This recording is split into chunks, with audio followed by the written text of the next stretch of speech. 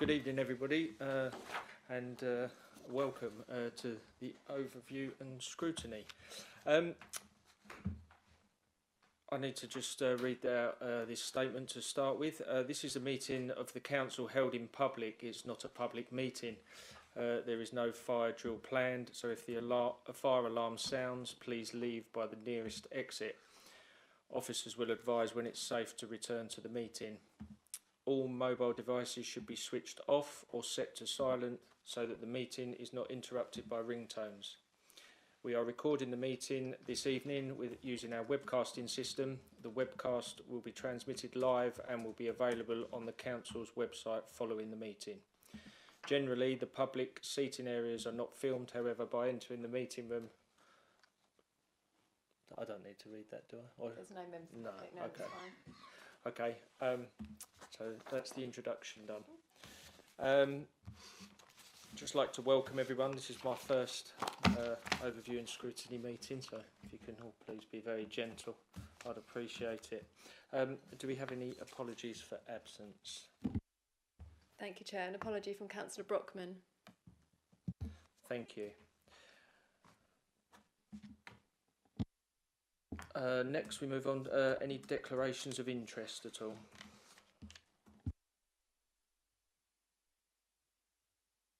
Okay, no. Right, so we move on to the minutes of the previous meeting. There's several here to obviously go through. We'll start with the first one, which is the confirmation of the minutes of the Overview and Scrutiny Commission held on the 23rd of April 2025. Just need to take a vote on this if we can. All those in favour?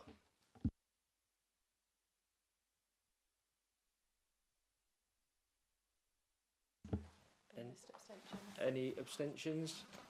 It's my first time, that wasn't it? Yeah. Okay. Thank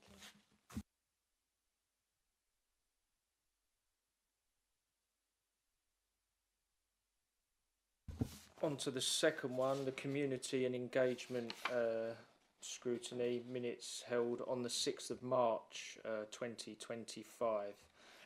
Need to take a vote on this as well, please. All those in favour?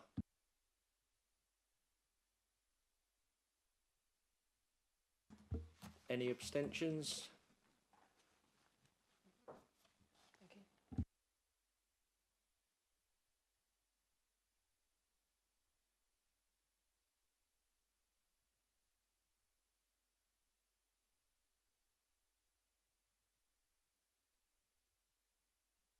Okay. That's it.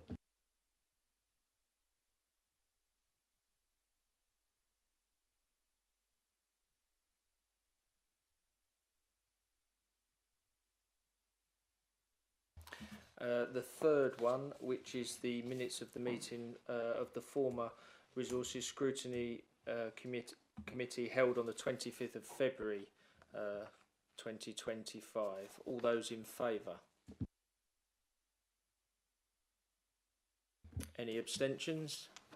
Thank you.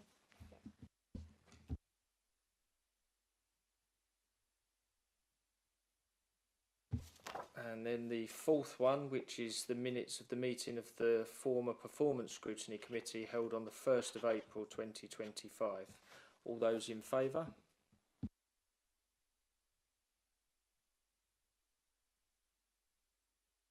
Any abstentions?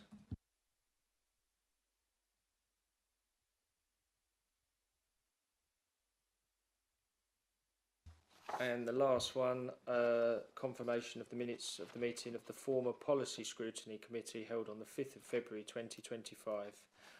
All those in favour? Any abstentions?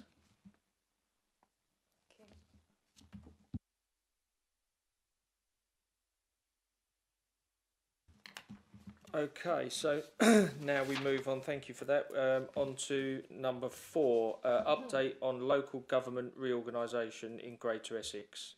Can I make a reference as well to the supplementary agenda and addendum with additional enclosures? And we've got the leader of the council to introduce the item and provide a presentation for us. Thank you. Thank you, Chair. Evening, members. And good evening to members of the public who are watching. So apologies to members who were at the LGR briefing that we did for members last week. Some of this you may have already seen, but as I said at that briefing, I thought it was important that we came along to this tonight and that we put all of that information in the public domain. We have since last Monday had some of the 3 Unitary Council business case, which we've included some of that in this.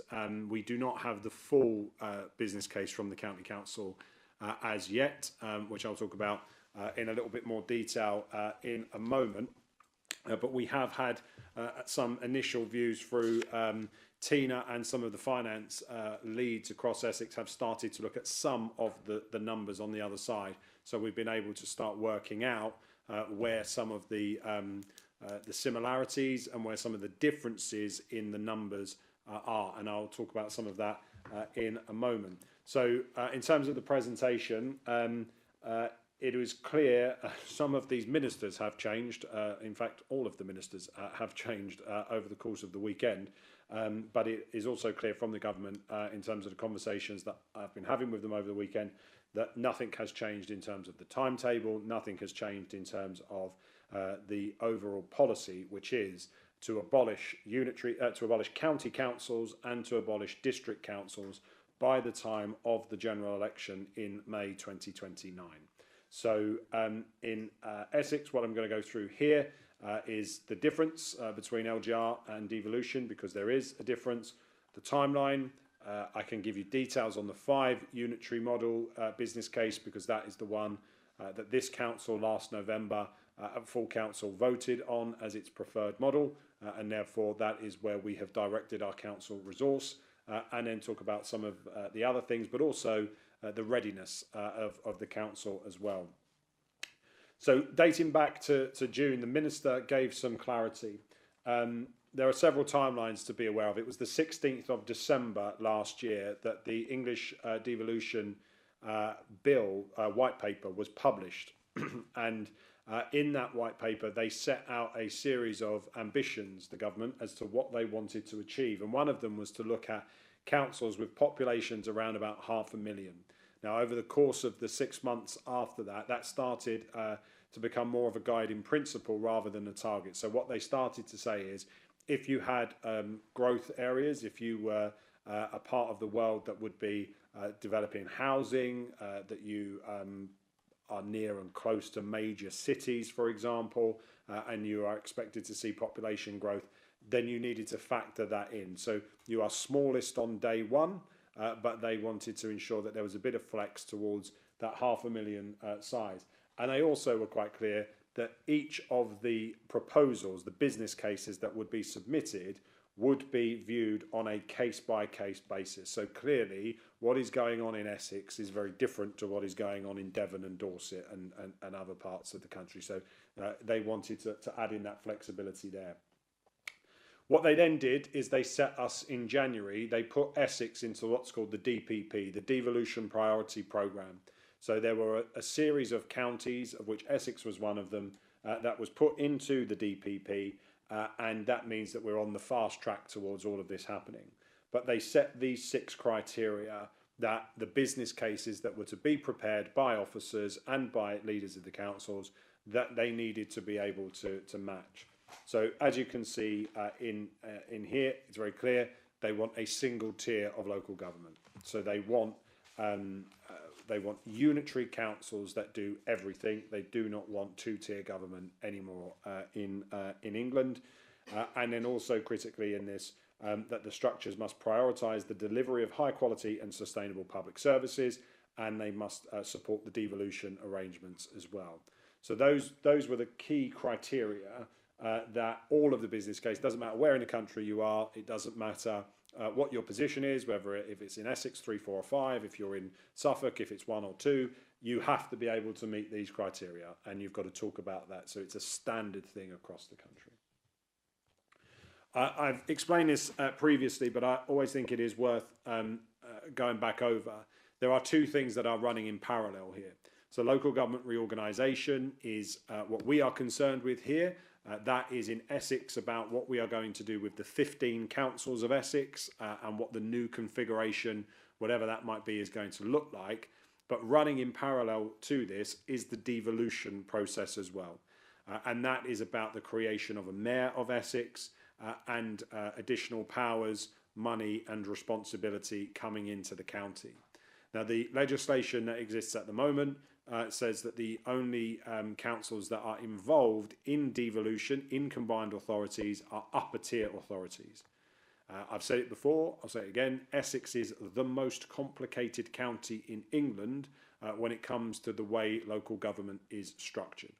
So here we have a county council, but we also have two unitary authorities in Thurrock and Southend, and therefore they will be part of the devolution process. So they will in essence be voting members, whereas district councils will not. Why that is important is because of what is going to happen in terms of the interim period between 2026, when we elect a mayor, and 2028, when the new councils take over. When the new councils take over, however many that is, 3, 4 or 5, the leaders of those new councils get a seat and a vote on the mayoral combined authority board. So you will be able to go along and have your say. In the interim, what will happen is there will be a 3-2-2 arrangement. So county will be able to put 3 members forward to sit on the board. Both Southend and Thurrock will each be able to put 2, and then clearly there will be a mayor on that board as well. So they will have a casting vote as well. So there will be 8 votes on that board when that comes into fruition from May next year. I personally think this is a critical part of this, because you therefore have to think about, once this gets beyond 2028 and is the norm and it beds in, how many voices do you want around that table? So how many votes should be sat around that table? From a South Essex point of view, how many people do we want fighting the corner for South Essex on that board to try and get money and investment out of the mayor and into our region? And my view is that we should be looking to put 2 votes from South Essex on that board, which I'll talk about again in a moment. So we will not be that focused on devolution in terms of the resources that we're putting in. Clearly, we're interested in the deal that is being done. The government haven't finalised what that deal looks like yet. We are expecting to get a 30-year deal out of the government for Essex. So you get a set amount of money every year for 30 years. And then you get top-ups as well for things like transport and roads and other things as and when the government come forward with some of those ideas. But there will be a core set of money for things like skills, for things like strategic planning, for things like strategic transport. The mayor will have a view on some of that as well. So it is a really, really important function. But at the moment, sadly, we don't have any votes on it as yet. Why are the government doing all of this? Politically, this is not necessarily a part of the world where this particular government is going to do that well, but their reasons for doing it is really captured in these 3 things. Their view is that the 2-tier system doesn't work. I think many council officers and councillors across the county of Essex will talk about how frustrated we are sometimes at the fact that in this borough of Basildon, we collect £175 million a year in council tax, and we send about 135 million of it to Essex County Council, and we keep about 23 million of it here as part of our general fund budget. Only 14% of it stays in Basildon. 80% of it goes off to the county, the rest to the police and crime and fire precept. So that is something that is a huge issue. If you think about our call centre downstairs, how many phone calls are we dealing with every single day as a council that are not related to Basildon Council responsibilities and functions? How many bits of casework do you all get in your inboxes about streetlights and potholes and pavements and things that we are not in control of as a council? The public are nearly swore then. The public are getting annoyed about that. They are aware of how frustrating that is, and ultimately they don't care. They pay their council tax and they want us to get on and solve those issues, and at the moment we're held back. It's also critical in and what the government is trying to do in relation to things like house building. So if you take the Langdon community, the Langdon shopping centre as an example, this council was waiting almost 3 years to get a highways bond issue signed off in terms of getting back on site and building that scheme out. I mean, that is how ridiculous this system is, where we have a highways department at the county council that is trying to deal with a county the size of Northern Ireland, trying to deal with 12 districts all competing for its attention, and then we end up in a situation where we could have had that shopping centre up, built and running by now, but we're 3 years delayed because of highways bond issues. That kind of nonsense is holding back growth, it's holding back delivery, and the government want to sort that out. There's also a reality here that if you look over the last 25 years across things like public health, transport, housing, wages, skills, for example, educational attainment, the county of Essex has been moving backwards at a pretty alarming rate. And when you go round the M25, Essex is flashing red as a major issue in terms of some of these areas. We know about that in Basildon. We've talked about NEETs for a long time. We've talked about, wanting to reduce the benefit bill, wanting to get more young people back into employment and training and work. Again, the view is that this will help us to do that, because we'll be able to use some of that skills money. And obviously the government have made a big change over the weekend, which I think is quite an important change, by moving skills out of the Department for Education and into the Department for Work and Pensions, which, here we will be working with the DWP on a daily basis in terms of our back office function. That, I think, is critically important in terms of meeting some of those things. And they are quite clear that they want to devolve power, money and responsibility back out into the regions through these mayors. And again, I personally think credit to the government. They are fully aware that these people are not going to be of the same political persuasion as them, but they think it is the right thing to do to give people that level of power, that level of responsibility, and they're doing it as well. This won't come as any shock or any news to people, but that is the complicated picture that we have in the county of Essex. 15 councils at this moment in time, various different responsibilities. You have the 3 largest district councils in England, all in the county of Essex. So Colchester is the largest district, Basildon is the 2nd largest district, Chelmsford the 3rd, and those 3 districts are all bigger than 2 of the unitaries in Southend and Thurrock, and yet they've got more say and more power than we have as well, which I have never believed was a good idea. But the purpose of this slide is to just reassure any of our colleagues at the parish and town councils that are listening that under the current proposals there are no plans to change any of the parish or town councils. There may well be calls over the course of the next 12 months to look at a community governance review, but as things stand at the moment, they remain unchanged. This is about reorganising the 15 councils in Essex. This is, again, an overview of the reasons why. Counties do some things, districts do other things. The public don't care. Unitaries do everything, and that's why they want the government a simpler form of local government.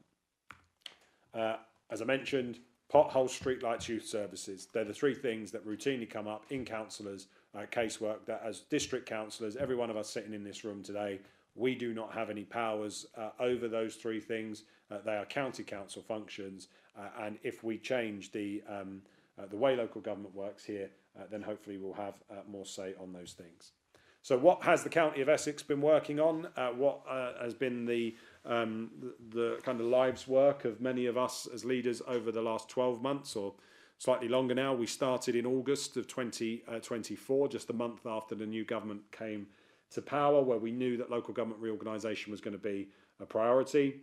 So Essex County Council have prepared the 3 model in the top left-hand corner that would see Basildon go in with Thurrock, Castle Point, Rochford and Southend. We've then had 2 4 models developed. Thurrock have developed a 4 model that sees them go up with Brentwood, Epping and Harlow, and Basildon ends up with Castle Point, Rochford and Southend in their proposal. There is a Rochford 4, which sees Rochford go into mid-Essex, but Basildon, Thurrock, Castle Point, Southend go together. And then there is the preferred option of 11 of our councils at the moment, which is the 5 model, which sees Basildon and Thurrock merging together in a South West Essex Council, and the other councillors, as you see on screen. The way this worked was that the government set us an initial timeline of the 21st of March. We had to submit an interim plan, and part of that was we had to start submitting maps and looking at what was the art of the possible. And I would just say, I think we've come to different conclusions in different parts of the county, but I think that the councillors and the officers have worked extremely well together across the county of Essex. I think we have all approached this in a very mature way, and I think we've all come to the same conclusion, which is that the two-tier model is dead. It does need to change. I think there is a universal agreement across the county now, and therefore we've got to embrace what the government is giving us the opportunity to do, and to try and make sure this works for us. I should point out there is the sword of Damocles hanging over our heads, which is, as the government have said to some regions and some counties that have decided not to play ball, they're just going to do it to you anyway. So if they've got to get civil servants to sit there drawing maps, they'll get civil servants to sit there drawing maps. I personally believe we should be in control of our own fate and our own destiny. And thankfully, the county of Essex has been able to get 4 good, solid business cases together that we can present to government, which reflect some of our views. And that first hurdle in March was overcome. So I can talk about the 5 model because I know it, and we've got the business case for it. And alongside me, Tina has been crunching these numbers as well for the last 6 months or so we can answer any questions that you might have. Looking at West Essex, this would be Uttlesford, Harlow and Epping Forest. And you know, some of the kind of the numbers to look at here is a population currently of about 325,000, with an estimate that over the next 15 years that will rise to about 340,000. I think it's really important to think about the population size and numbers, because we have to think about what is and isn't local government at the end of all of this. You can see in this that there is a plan also to reduce the number of councillors from 141 down to 83. So there's district councillors, but there's also county councillors as well. So there's duplicates in a lot of these places. So 141 councillors down to 83. North East Essex is a real monster council, there's no doubt about that. Braintree, Colchester and Tendring have been working together for a really, really long time on things like the Garden Village that they have up there, where they're doing some really great work. Obviously they have a Freeport in Tendring as well, which is doing great work for them. They're already at the $500,000 mark at 510,000, and they're estimated to just be under 560,000 in 15 years' time. They currently have 173 members. The government is clear it doesn't want any councils bigger than 100-member councils. This obviously would take us right to that limit as a 100-member council. And I'll talk about it in a moment, but there's a proportionality, the way you work out the number of councils to the number of electors. Mid-Essex would consist of Brentwood, Chelmsford and Malden. Again, 331,000 population at the moment, rising to 350,000. 143 councillors, reduced to 79 councillors in Mid-Essex as well. South West Essex, which would be us, would be just under 370,000 in population, tipping over the 400,000 mark at the end of the next decade, and 100 councillors down to 82 members as well. The final one is the South East Essex of Rochford, Castle Point and Southend, currently at 360, rising to just under 400, with 139 councillors down again to 90 odd. And if I just going back to this model to just kind of explain the county council model, the top left model there, which would have us in a council of 729,000 people, that would be the second largest unitary council in England. And only Birmingham would be a larger unitary council than us. Every one of the top 10 councils in the country right now have faced intervention because they are financially unsustainable. They have got services that are financially unsustainable. There was a myth at the beginning of this that bigger councils could get economies of scale and therefore could deliver services cheaper. That isn't true, and I'll come to talk about that again in a moment. But what we are seeing is that bigger councils are not better, they are not more beautiful, and for me, and the argument that I've always made is that the word local, in the words local government, is critically important, and I would struggle to see how somebody living in Purfleet has a great deal in common with somebody living in Great Wakering. And I would also think it's slightly unfair to be asking people from Grays and Tilbury to be travelling potentially to Southend for a full council meeting, or to go and meet their councillors, or whatever it might be, depending on where you ended up putting the local authority in such a conurbation. I do believe it is far too big, and I'm not a fan of it. So coming back to the kind of why the 5 unitary model works, the sweet spot in terms of the delivery of a lot of these services is around that 350,000 mark.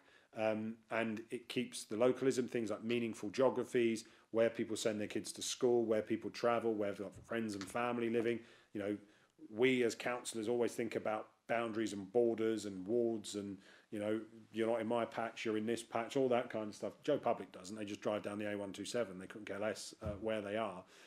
But for us, we've got to be thinking about the right boundary to be able to deliver the right level of service to people. You've got to be thinking all the time about, what are our waste crews going to do in terms of how are they going to operate a depot? How are they going to get carts out and about across huge conurbations like that? These things work in big cities where you've got 700,000 populations over smaller geographical footprints, but in an area like ours where it's an urban area where we've got residential predominantly, and we've not got big city centres, that makes the life quite difficult.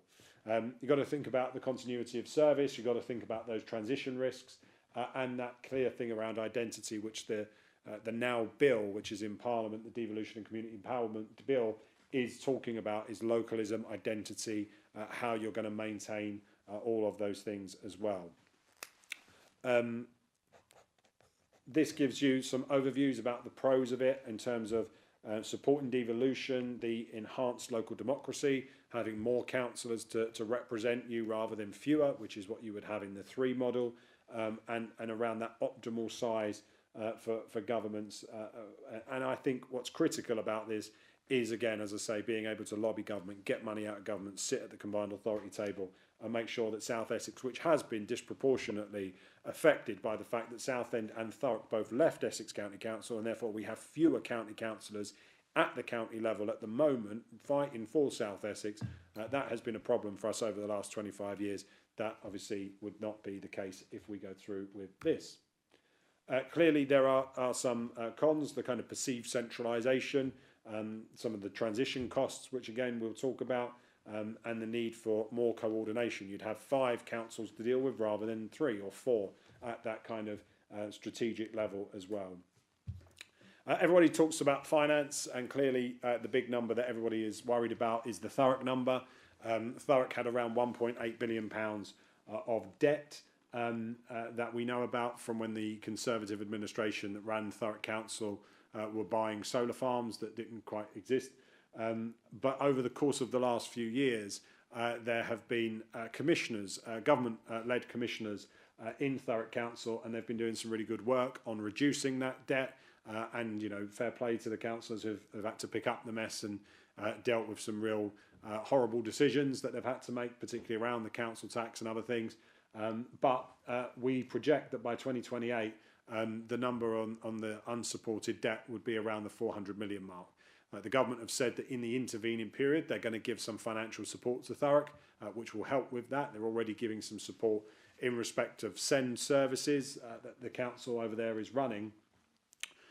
But we are waiting for a decision on Surrey because Conservative-led Woking Council in Surrey ran up £2.5 billion worth of debt in Surrey.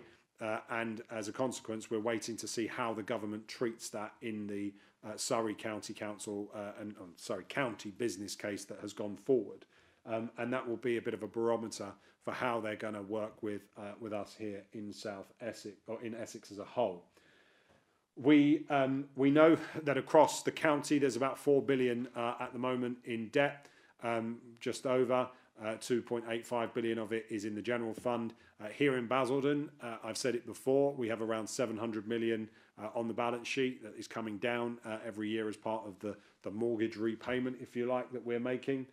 But it is also linked to some pretty hefty assets. So again, we have about £256 million of HRA debt, and we have around £1.8 billion worth of houses and assets that we could sell at any moment. I don't suggest ever that we are selling council houses, but if we were to, we could recover that. And then similarly, the assets that we own on the commercial side of things are estimated at around about £1.5 billion worth of asset as well. So again, the council is in a really strong position.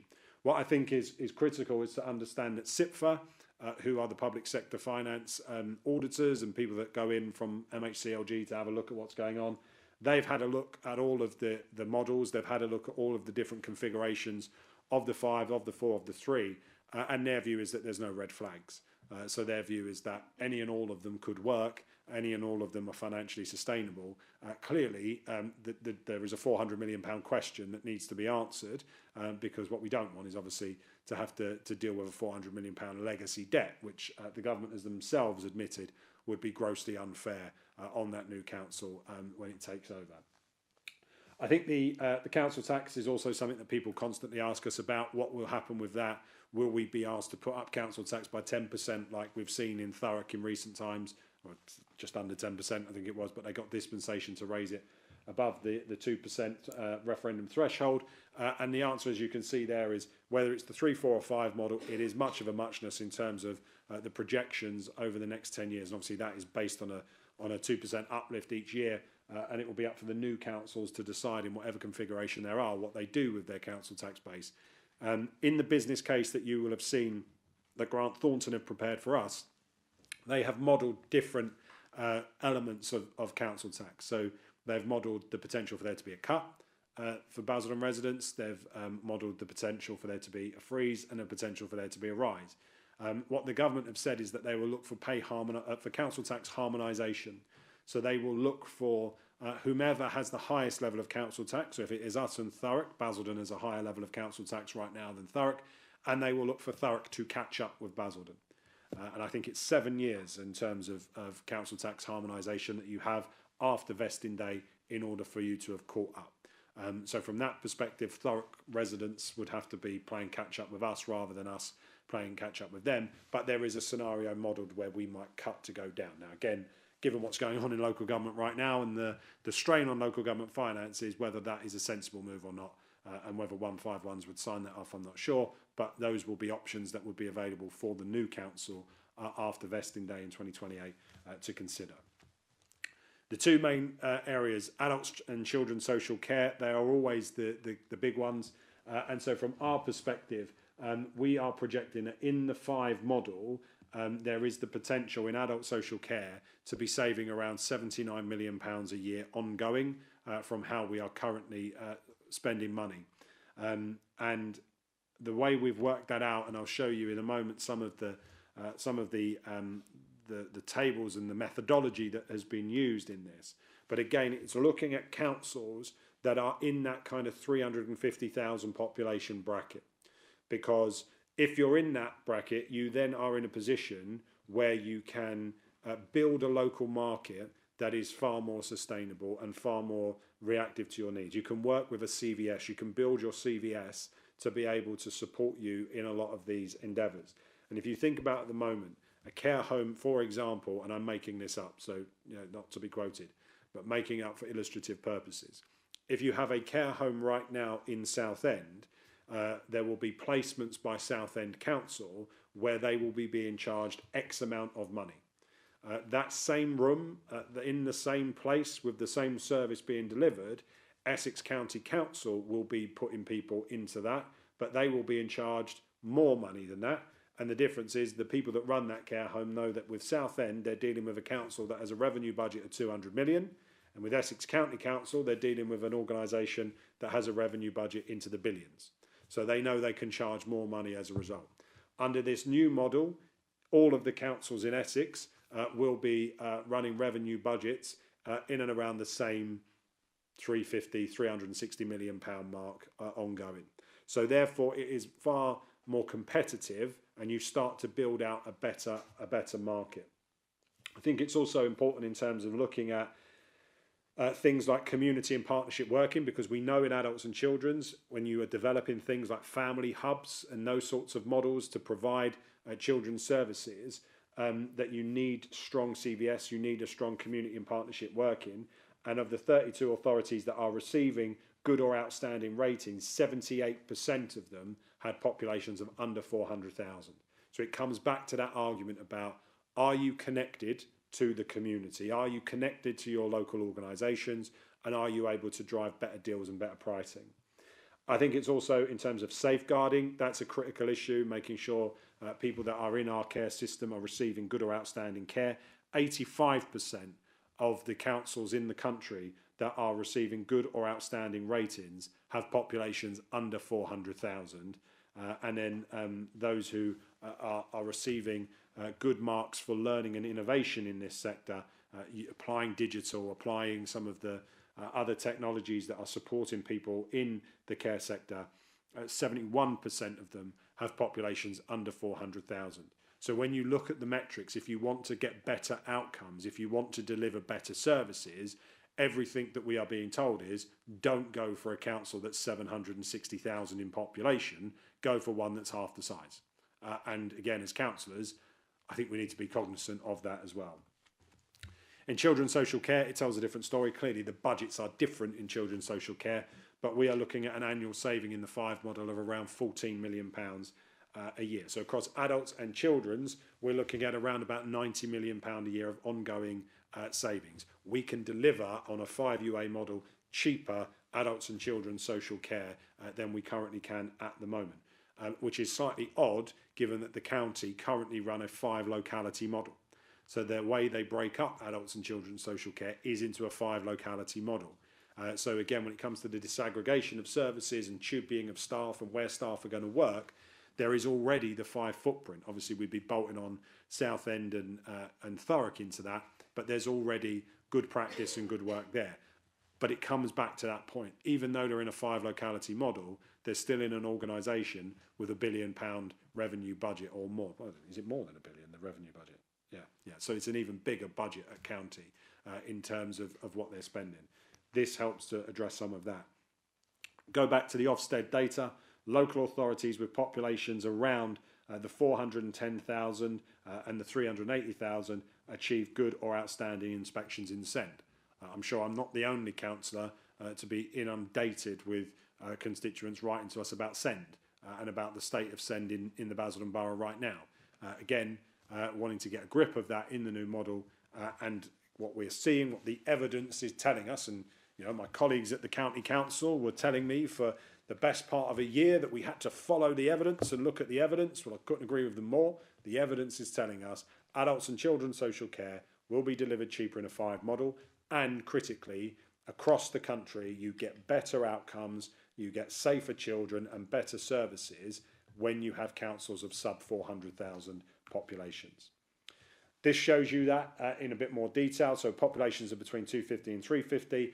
Your unit cost in terms of your residential and your nursing placements in adults, this is telling you that the way you can do it is cheaper. This gives you the overview in terms of some of the one-off costs and the transition costs. I think a critical point I would say to members to be cognizant of. We've just outlined to you there where we think there are, in a sense, £90 million worth of ongoing annual savings year on year in adults and children's social care. The County Council 3 model assumes that there can be 0 savings in any county council function. So their view is that it doesn't matter in the 3 model, adults and children's social care cannot save any money, and it will therefore continue to cost the same amount of money that it is costing today. They believe that the only savings that can be made are in district council services. 12 refuse collection crews, 12 depots, or it'll be 14, sorry, with the 2 unitaries, 14 depots, 14 waste crews, down to 3. They're the only savings that they are projecting. I fundamentally disagree with that for the reasons that I've outlined there. I don't believe that there are no savings that can be made in county council services that are currently being provided. This gives you a bit of an overview on some of the one-off costs, which again, what you end up seeing is you might gain from somewhere in terms of on some areas, you might lose from somewhere in the comparison of the 5, 4 and the 3. But you end up with the one-off costs totalling roughly the same at around the 73 million mark. So again, it doesn't matter what configuration you end up with, you gain some, you lose some. All of them are cheaper than the 15. All of them are cheaper than where we are at the moment in terms of ongoing. But critically, even if they weren't, they deliver better outcomes and better public services than the current two-tier model is providing. This is giving you the reserves position because we always asked about reserves. Basildon Council has a very, very healthy reserves position. So across our general fund and our HRA, we're over 40 million in terms of our reserve position at this moment in time. Clearly, we have earmarked reserves within that, but that's where we are. Thurrock were obviously in a more difficult place because of what went on there when the Conservatives bought £1.8 billion worth of solar farms. And critically, we will take our share of the county council's reserves and we'll bring those back into our pot as well. So this gives you the breakdown across the 3s, 4s and the 5s. Again, these are numbers that are kind of indisputable. They are what they are, and that is the number that you get. This gives you the projections in terms of councillor numbers. So I went through that in terms of the different areas and some of the ratios that you're looking at. And what I would say with this is you have to get elected, and the timetable I'll go through, but you have to get elected to the new council in May 2027 on a set of boundaries. Now that has to be drawn by May 2027. So if it is South West Essex, there will be 82 councillors, 3-member wards, and we will end up with a number of wards that will be drawn and whatever else. Immediately after the election, you have a full local government boundary review again. So it will be for the new councils and the new leadership of those councils to decide, do they think 82 members is right? Do they think it's too much? Would they like to have fewer councillors? The ratios along the side. So for us here, we are looking at 3,000 electors per councillor. In other areas, they're looking at 12 or just under 13,000, just under 3,000 electors per elector as well. So there might be an argument, which the county are advancing, that we should have bigger electorates. So we should have one councillor to every 4,500 electors rather than to that as well.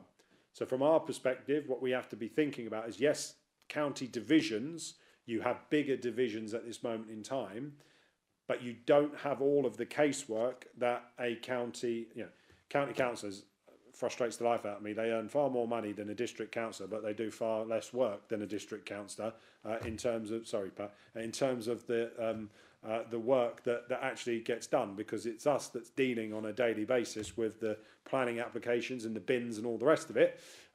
But nonetheless, the county councillors have a bigger area to cover, so therefore they have more constituents at this moment in time.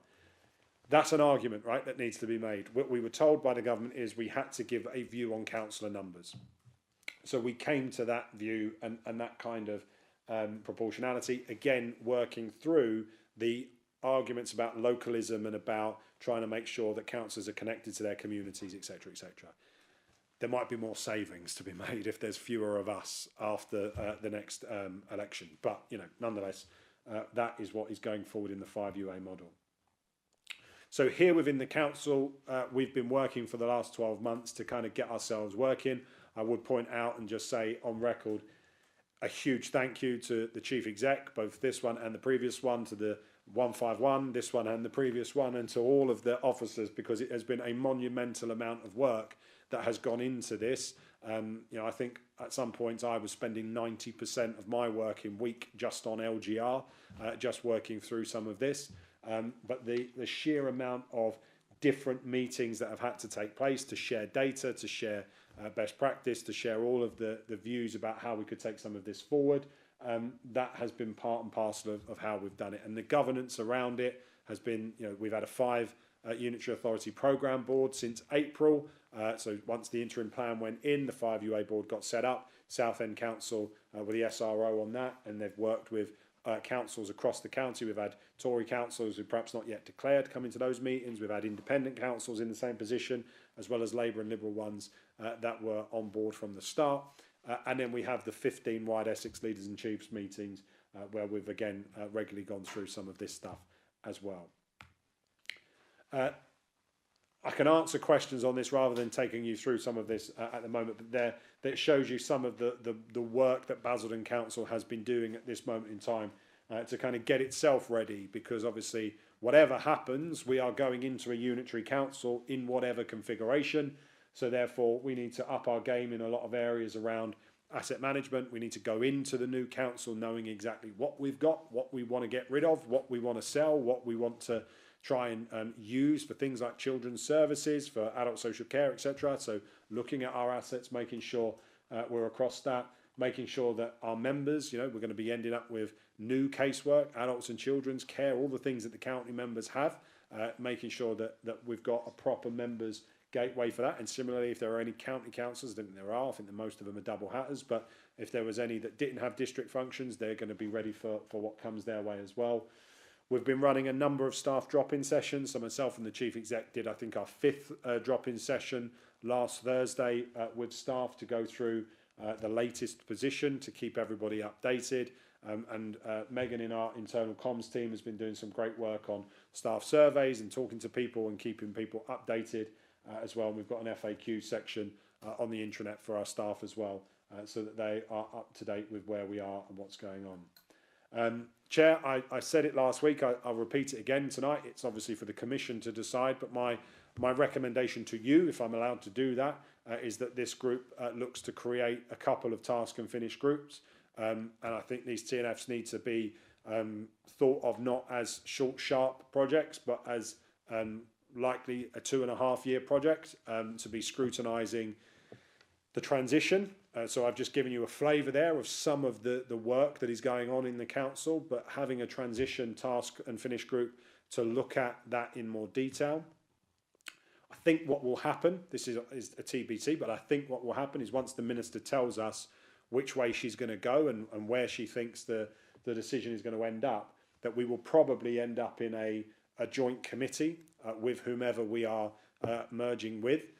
And therefore we have to start thinking immediately, in my view, about where we can start transforming services.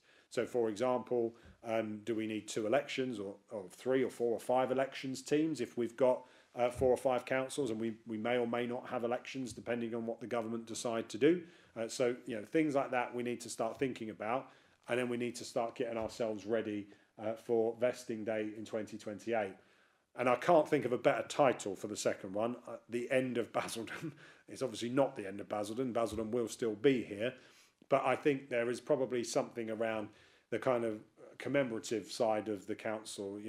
We've been around as a district council for 70 odd years. What would we like to do to kind of celebrate some of those people that have been a large part of that?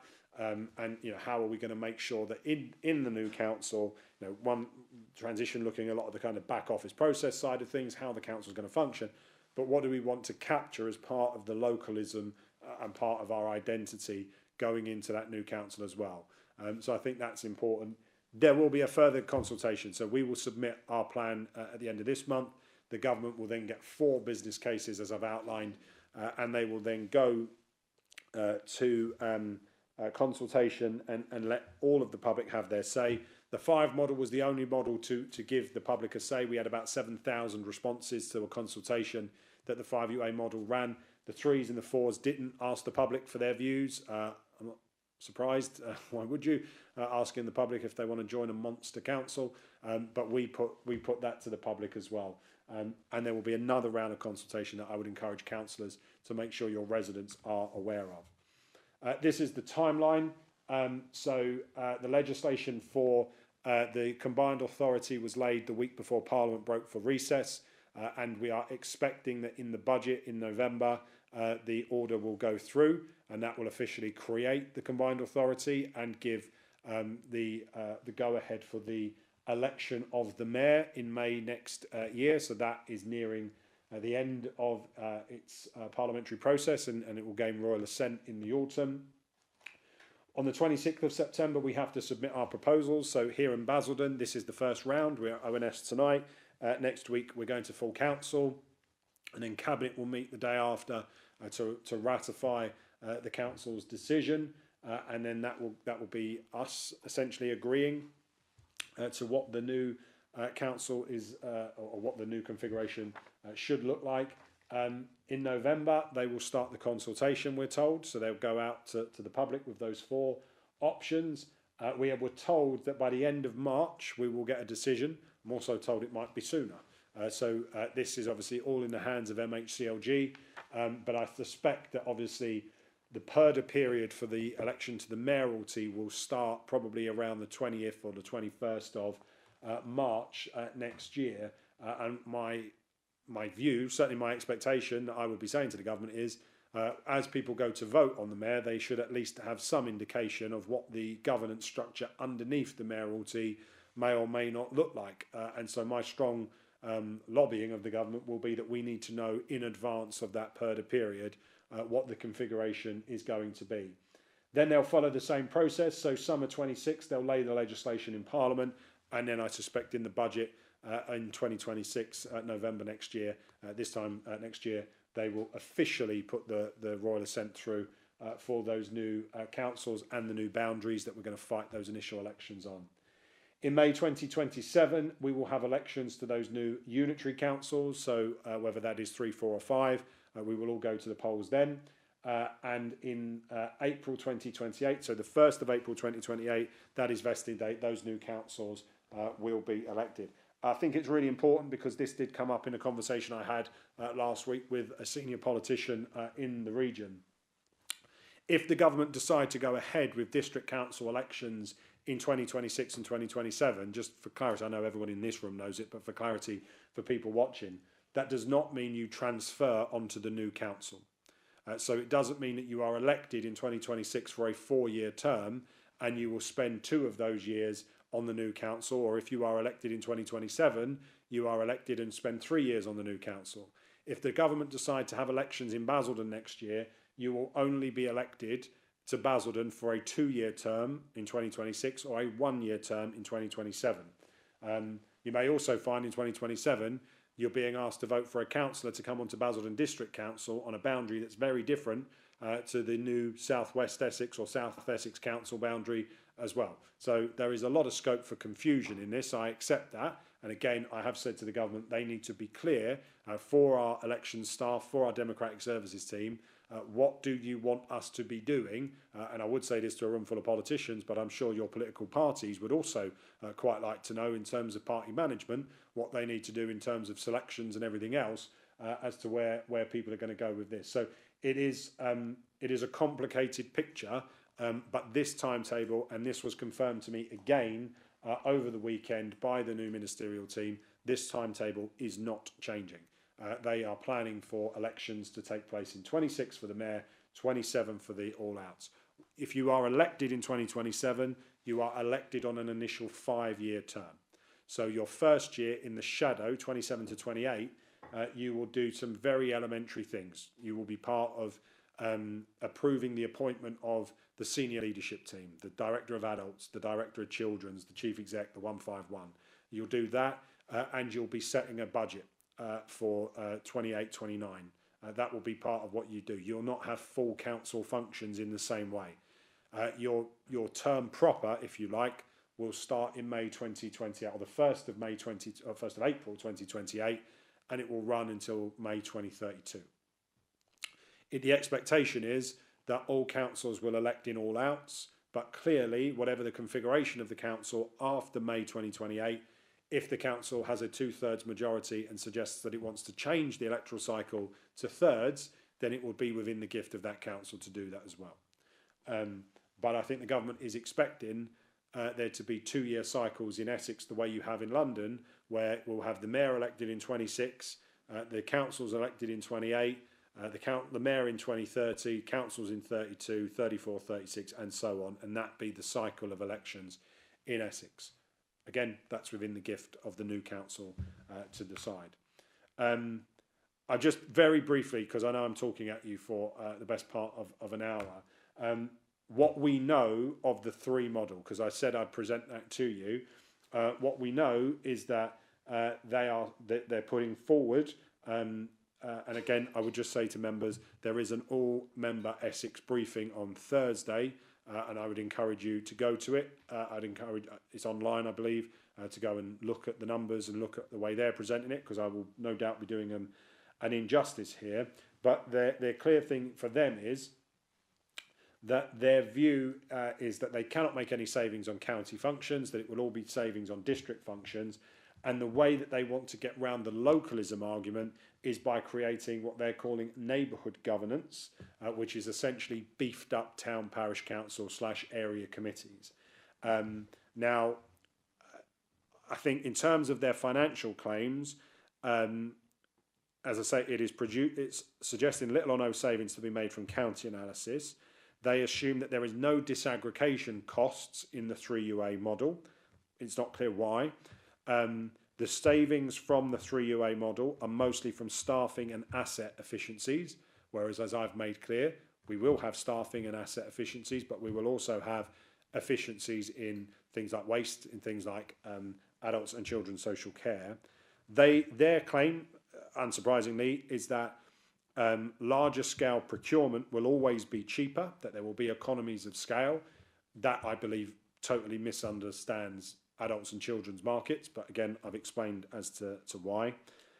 They believe that the debt disaggregation can be better dealt with under the 3UA model. So our reading of that is that they believe that the 3 model will absorb all of the Thurrock debt. So they haven't been clear about that. Our model suggests that the government need to tell us what they're going to do about that. And obviously there is a flexibility in the system to be able to deal with a £400 million debt. £4.5 billion gets spent each year in the system, but there is a view there. Overall, in the 3 model, they claim that their preferred model can be paid back in 2 to 3 years. So as you see the slide where I talked about the one-off costs, their view is that that model can be paid back within 2 to 3 years. Their view is that the 4 model can be paid back within 7 years, and that the 5 model will be paid back in 53 years. I don't know if there's a decimal point missing in the analysis there, or if they genuinely do believe it will take half a century to do that. Yeah, I won't go into too much on that. The key thing really to talk about in terms of what they're advocating is this beefed up neighbourhood delivery committee. I will confess to the Commission, this scared the life out of me when I saw this, because this just screamed 2-tier government at me when I had a look at it. They have included provisions for what they call neighbourhood delivery councils or committees. They're suggesting that councillors would make decisions for their areas, and this would include place-based things like parks, rights of way, planning, highways and leisure. I think Councillor Malcolm Buckley actually spoke at the Corporate Governance Scrutiny Committee at County Hall and was pretty ruthless at telling Kevin Bentley that didn't work in Basildon before and it would never work in this borough again. And he was quite critical of that proposal, and I think Tony Ball actually sympathised. The proposed areas, as you can see, would give us a Basildon area committee. You'd get a Billericay one. You'd get a Wickford one. I think that's it. So again, how does that work in terms of the distribution of financing and money? I think it's also really clear to point out that the mothership, so the overall council, would have a veto. So it would always have the ability over the top to say no to things. It is not clear in this model what happens to parish or town councils. We suspect that they will be abolished as part of this as well. The main thing on size is that there would be 729,000 residents that we, as Basildon, would be in, which would become over 800,000 in population, which again would make us larger than Manchester, larger than Leeds, larger than major cities in the country. It would put us on a par with Birmingham, which I'm told often is not a model that people want to follow. You would only have 3 votes at the combined authority from the councils as opposed to the 5 at this moment in time.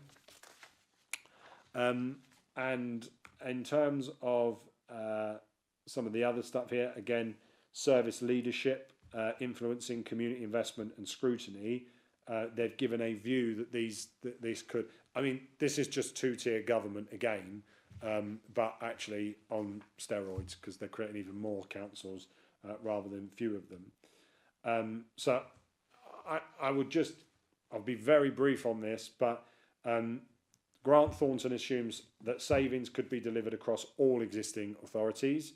PwC, who have done the county council's work, assume that the savings will only be deliverable against district services, not county services, and that there will be nothing achievable in terms of savings on adults and children's social care. They've also assumed that the more unitaries created, the lower level of savings achievable. Again, I've explained to you why we disagree with that. We've spread the cost of the transition. So PwC is assuming that all transition costs will be incurred in 1 year and delivered in 1 year. So PwC and the county are advancing an argument that they can put 600 separate systems together across 15 different councils in 15 months. In 12 months. Okay. The third element of this is that Grant Thornton assuming that savings will be delivered over a longer time scale. So for us, for the adult social care, those savings, because clearly there are things like contracts that we have to be cognizant of that the county have signed up to. But once we get into the rhythm by year 6, that sort of 70 odd million pound of savings that we talked about in relation to adult social care, we think is achievable from year 6 onwards. So again, we've tried to be sensible in our approach to say you're not going to achieve all of this in year 1, but actually, you know, if you was to play this out over the course of 6 years, you'll get those benefits. PwC are assuming that all of the benefits will be delivered by the end of year 2, including savings from the repurposing of all assets. Well, again, I don't know about you, but if you try and sell something, you need to ensure that the market conditions for that sale is right. If the interest rate is improving, you might get a better deal. If it's getting worse, you might think this is not a right time to buy. So I think it's incredibly ambitious to try and say that we're, as a county, have sold off in the region of £1 billion worth of assets inside 2 years. That to me screams fire sale, not value for money and best practice for residents. But they are nonetheless suggesting that they're going to do it all within 2 years. Grant Thornton have identified the risk of pay harmonisation costs with fewer unitaries. So if you are having to make more senior management teams redundant, so you saw that slide, that there is a £15 million one-off cost to make people redundant at the senior management level across the 3 model. It's 11 million across the 5 model, and that's played out across enabling services and all the other services as well. PwC hasn't assumed any costs or savings on pay harmonisation. I can't work that out because under equal pay, staff must be paid the same for jobs of equal value. So if for example, our staff are going to work at, be merged with Thurrock, which is a unitary, a lot of the time Thurrock staff are paid more money. So our staff, therefore, will be being paid more money in the new model than they're currently paid at the moment.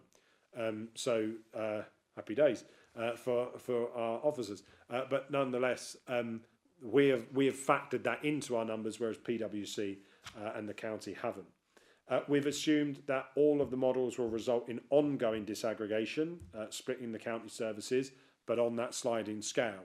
PwC have assumed that moving to a 3 model wouldn't result in any disaggregation costs from splitting away from ECC. Again, I can't understand how you reach that conclusion, but nonetheless, they believe that overnight you can switch on the biggest reorganisation of local government in Essex since 1974, and it won't cost a penny to get rid of or change what the county council has been doing for the last 50 years. I don't get that. What we've done is looked at that bottom-up approach using examples from existing unitaries across the country to determine their assumptions. I would point out PwC have been advising a lot of councils in LGR over the course of the last 10 years. Not one of them have actually achieved the savings that PwC have suggested that they would manage to save. So I think we need to be cognizant of that.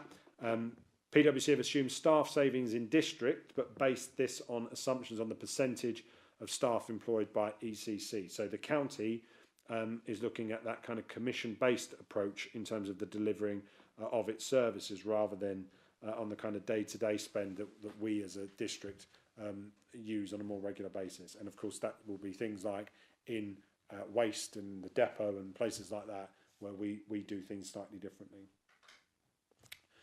This I've talked about in detail. We're assuming for adults and children's social care an ongoing saving of around 80 million, just over 14 million in children's. We're assuming, we're actually suggesting that in the 3 model that they will be able to make around £31 million of savings on adults and children's as well. So we're actually trying to help out here in terms of what we think is still achievable, because we still think it's cheaper than the current 15 model, even with 3. But obviously for us, we think it is better on the 5 model. The transition costs, so Grant Thornton, we've assumed a transition cost for IT of about 16.3 million. So the guys in IT and digital have done lots of work on this. PwC has assumed that the transition costs on IT increase by £10 million for each new authority. The report assumes that there'll be a £60 million cost for 5 unitaries and a 40 million cost for the 3. The IT guys that we've been working with believe that actually the larger the unitary, the higher the cost when it comes to IT and the more complexity with the number of systems that are going to be merged. PwC has assumed that each additional council adds an extra £12.7 million to annual running costs. I would just advise you again, there's currently 15 councils, so even in our model, there are 10 fewer councils. In their model, there are 12 fewer councils. But they're suggesting that 3.3 million of it would relate to management costs. We can't work out from their business case yet. Hopefully we will see it in more detail exactly how they've come to that conclusion. And finally, PwC have made an allowance for the close down of existing authorities and assume that the cost of this will be greater in the 5 model. And Grant Thornton and the 5 are challenging that as all existing organisations are being closed down. So why would there be a variation in that cost? So apologies that I've spoken at you there for a good hour. That's the end of my slides. I'm, Chair, happy to answer any questions that members might add. Just adding the caveat to all of this, that there will not be a single council leader or councillor that will decide this. It will be the Minister of State for Local Government and the Secretary of State that will decide this, and therefore lots of the arguments that we can put forward, we can make those cases as best we can, but it will be for the government to decide what the final outcome is. Thank you. Thank you very much, Councillor Callaghan. Very insightful. So can we open this up to the floor for questions? Councillor Andrew Baggott, please. Thank you, Chairman. It's not questions, it's more a couple of challenges, I guess, really, because that's what scrutiny is about, isn't it? You know, when NASA sends a mission into space, it's a big project. And they actually start right before the spaceship is on the gantry. They go through checks, they go through balances, they go through the minutiae of detail to ensure that everything is done and right and is going to go according to plan. And even when they do that, they have the odd catastrophe. This report says it's for noting, which is a shame really, because the whole point about scrutiny is to provide an element of challenge, it's to provide an element of critical friend, it's there to help develop policies as they're being put forward, but it's also to actually challenge statements or reports that you get and make sure that the thinking is correct. And if we just said, oh look, we've got this spaceship, it's going to go off into space, we've got this bloke, he's a really nice guy and he's going to send it off and he says everything's all right and off it goes, everything will be all right, that would be ludicrous. And yet, on this journey here, that's exactly to an extent what we're being asked to do. And I accept and take the point that we don't make the decision, but there should be an element of challenge in all of this. I mean, one of the slides said, for instance, the 5 model forms a rigorous options appraisal. It shows outperforming on costs, a good local fit and strategic potential. No member here has seen any appraisal. Nobody's had the chance to challenge it and ask what criteria is being used to actually determine it. Nobody's asked how they're actually determining the outperformance on costs, what criteria they're using for that. Nobody's asked what actually evidence they actually presented for a good local fit. Nobody's actually had the ability to challenge where do you see the strategic potential and confirm that that strategic potential fits with local knowledge, which councils are supposed to do. No challenge whatsoever. There is no member here, and I throw this out to colleagues elsewhere as well, that I accept that might be the same for them. But the level of challenge that has been put into this situation so far is pitiful. As a point of balance, I should point out, because the leader did mention a number of Conservative councils that are being in debt, but I think it's also wise that we should point out the Greenwich Labour-run council is £732 million in debt, and the Labour-led Birmingham council is £3.35 billion in debt. So I don't think you can necessarily cast and say a particular political administration has the monopoly on being able to drive a council into debt. So that was just a little bit of politics. I would have expected better in something that is as serious as this is. It also said the numbers are indisputable. They are what they are. Well, are they indisputable? Because we haven't actually seen where those numbers arise from. And as the old adage goes, garbage in, garbage out. If you can't challenge where that information and those figures and how those criteria have been arrived at, how can you be sure and confident that the right conclusions have been brought to? There's been no validation. That we heard a lot of the county view and your view, leader, and what would have been good to have had some validation from an independent party to say this is our view as an independent, to actually give that sterile approach and allow that critical challenge. You discussed the debt to an extent, but there's still no clarity as to what would happen with the Thurrock debt and how the residents of, for instance, Billericay and Basildon will be protected from inheriting that. There's been no external validation of the business model. There's been no discussion whatsoever on the capacity under any new regime for adult social care, child social care, and the intricacies and complexities that go with that, and what happens with regard to the potential brain drain or experience drain the councils are going to lose as a result of reorganisation. People are human, they're going to be looking for jobs, they're going to be looking for job security. They are going to be looking elsewhere. There's been no addressing of that particular challenge. I suppose it's been alluded to about the controller spatial strategy, but it's not been implicit. There's been a lot of talk about the governance model, but there's been no real challenge as to what the options would be available and how members, elected members, have an ability to actually contribute to that.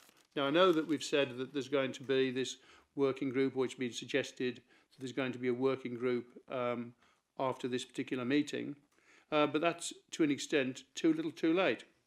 You know, future engagement should have started a year, 2 years ago. There's been, it said on one of the slides that we've had 12 months of officer meetings, 12 months of officers putting things in. At no point has Scrutiny been invited to attend or get involved in any of those officer working groups or any of those processes. And what's the point of scrutiny if not to scrutinise? There's been no, this committee hasn't met. I know it's not your fault, Chairman. This committee hasn't met since April. 5 months of no scrutiny within this administration and this council. So all in all, what we've heard to an extent, and it was very interesting on the timing because we had an hour of one model and 12.5 minutes of an alternative model. Now, that by any stretch of the imagination is a biased proposal, therefore, where you give an hour's input on one particular option and 12.5 minutes on another. Now, I know that's the favoured option, I know that's what you want to do, but the whole point of scrutiny is to challenge, it's to provide that critical friendship, and it's to say, and for the people watching, they should know that elected members across the board here have had very little engagement with this whole process, very little involvement. It's very much something that's being done to them, and the lead echoed that when he said we're not even going to get a decision when it comes to the final decision. And these are big things that are going to affect the public, and they're going to affect services, and they're going to affect lives. One of the biggest challenges in Essex is adult social care and child social care. As a council, we don't have, because we've never got involved with it, we don't have the capacity, we don't have the officer experience, so we'd have to bring that in. What are the costs about it? How is that going to be modelled? What's going to be the transition arrangements? I know, again, a lot of this, the answer will be, well, this will be determined and talked about in the future. But where is the option for challenge and scrutiny on this entire process to make sure this has been done right? This is just a spaceship sitting on the gantry, hoping with a wing and a prayer that it's going to get to the other end. Thank you. Thank you, Councillor Baggett. Councillor Callahan. Yeah, thank you, Chair. I'm going to channel my inner Elon Musk, I think. Let's talk about spaceships, shall we? He says, he mentioned the Greenwich and the Birmingham model. Neither of those two councils are going through local government reorganisation. Therefore, I mentioned two councils that are going through local government reorganisation, which is Thurrock and Woking. Hence why I gave those examples, because as the government have said, both in ministerial statements and in meetings, it is the treatment of the Woking debt as to how they are then going to work out how they're going to treat the debt of Thurrock Council. I know it is an inconvenient truth that two Conservative administrations racked up nearly £5 billion worth of debt, but they did. So we now need to figure that out as part of this process.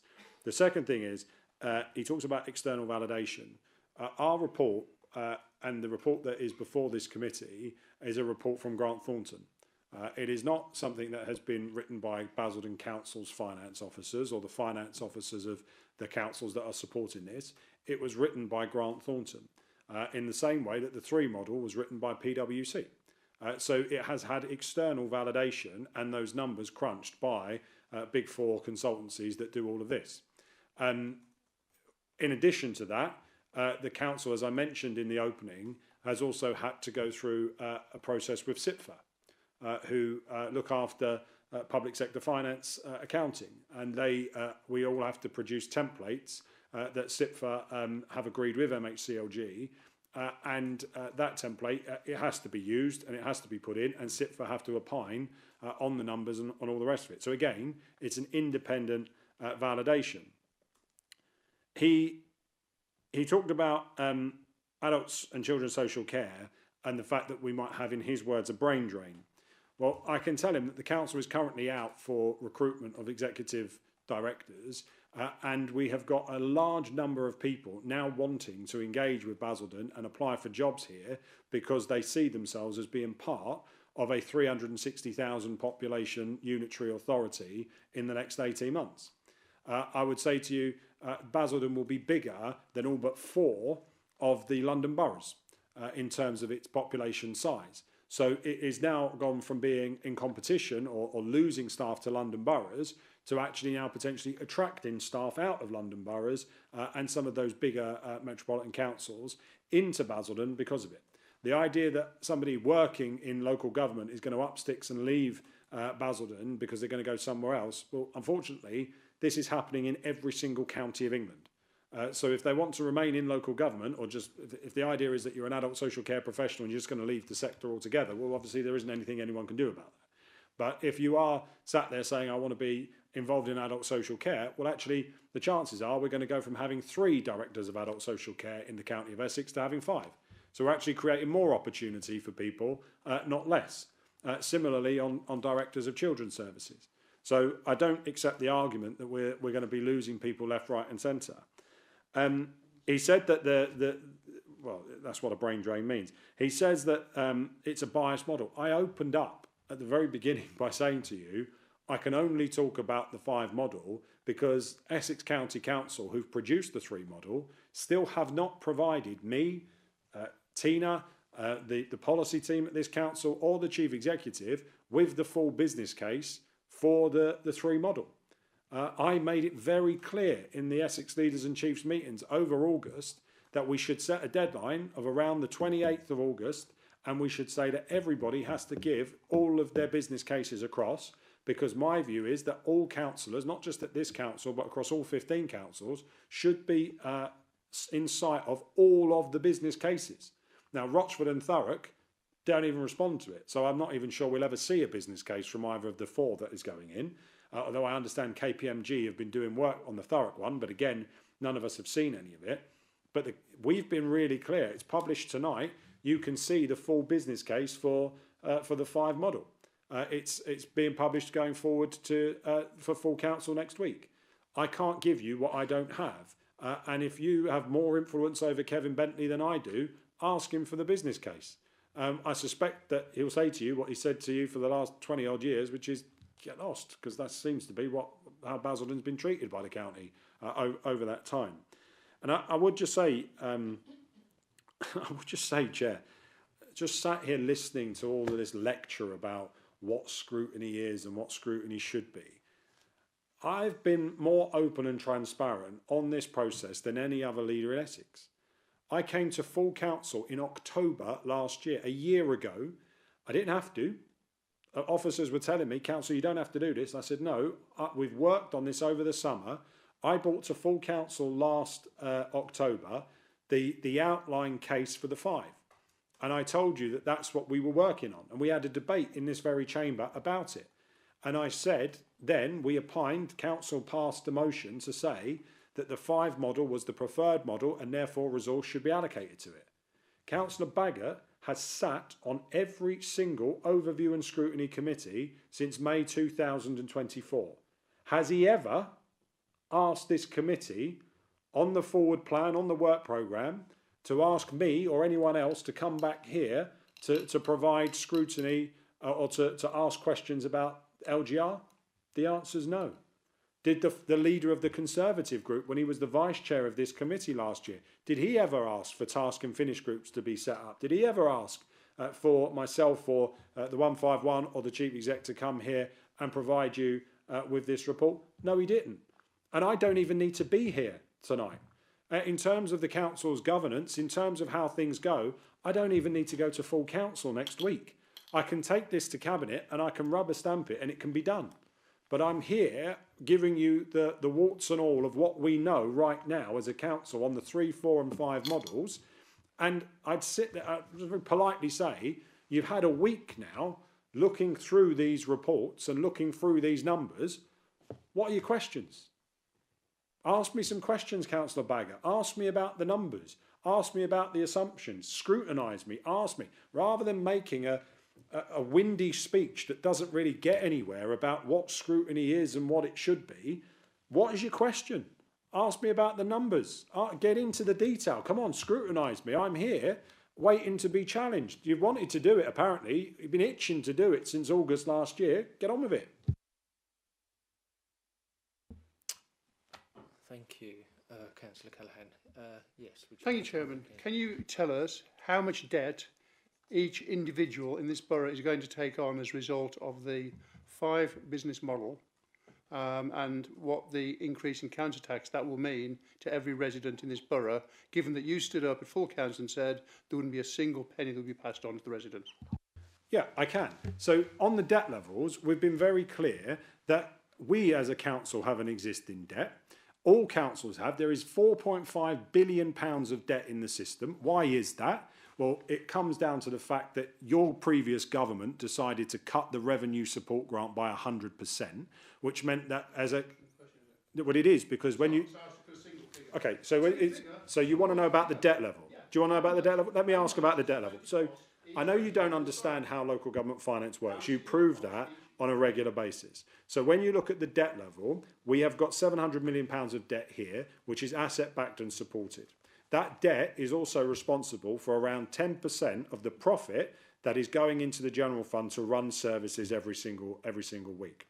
In terms of where we go with the debt levels, Tina can give us an overview of what that looks like. We don't know, as I have said in the presentation I've given you, how the government is going to treat the £400 million of unsupported debt that is in the system. But the existing debt levels that we have, the £700 million that we have, is going to transfer into the new council, and it will remain just as it is. You are paying your council tax, I presume, the same as I'm paying my council tax every month, and that money is paying off the debt that we have and is also helping to secure the profit. You asked me about council tax. I went through it on the screen. I put a whole number on there about council tax. I assume you were listening, and I was very clear with you that in your pack tonight, Grant Thornton have given you 3 options around council tax that include a cut, staying the same and increasing. But they have also made it clear about how council tax harmonisation will work, and that we, as a higher council tax setter than Thurrock Council, Thurrock will have to meet us. So Thurrock residents right now will have to harmonise to the highest level, so they will have to harmonise to Basildon Council levels. I can't sit here and tell you in May 2028 what the new council is going to do with setting its council tax. In the same way I can't tell you what that new council is going to do in 29, in 30, in 31, 32. If you get elected, you can stand for the new council and you can be part of that council tax setting. I can't do that. We have assumed in the numbers that across all of the configurations, 3, 4 and 5, that there is a 2% rise in the council tax, and that by 2040 you end up with a number that is roughly £1.8 billion in council tax across the system of Essex. So that's in your report. So the debt that we have at the moment is being transferred. You ask what individual debt levels there will be. It's the same as it is at the moment, because we are currently carrying the £700 million of debt. So we're already carrying that as taxpayers. Your council tax has not gone up by 5, 6, 7, 8, 9, 10% a year. We've never gone over the referendum limit, despite the £700 million of tax that we have. You led the council where you added over £200 million to the debt level whilst you were the leader of the council. So you're aware of how that works. So the scare stories and the fear-mongering that, you know, we're going to have huge numbers of amounts of debt. We're going to have council tax rises of 10, 15%. It's not true. Actually, what will happen is within the council tax, when you pay your council tax and 80% of it goes straight off to Chelmsford, now 80% of it will stay here for to be spent in Billericay, which is not what currently happens at the moment. Your money and my money is being spent every single day in Braintree, Malden, Epping, Uttlesford, which I don't think is right. I think that money should be staying here. Tina, I don't know if you have anything you want to add. I was just going to add your specific question. You had the total external debt level at the end of 24-25 was 4.1 billion, and in the business case, across Essex, in the business case, there's an appendix that sets out the full SITFA report that they did on debt. In terms of it sets it out by district, how much debt they've got, how much is backed up by Essex, and what we're paying in terms of financing costs. So there's quite a lot of detail in that report.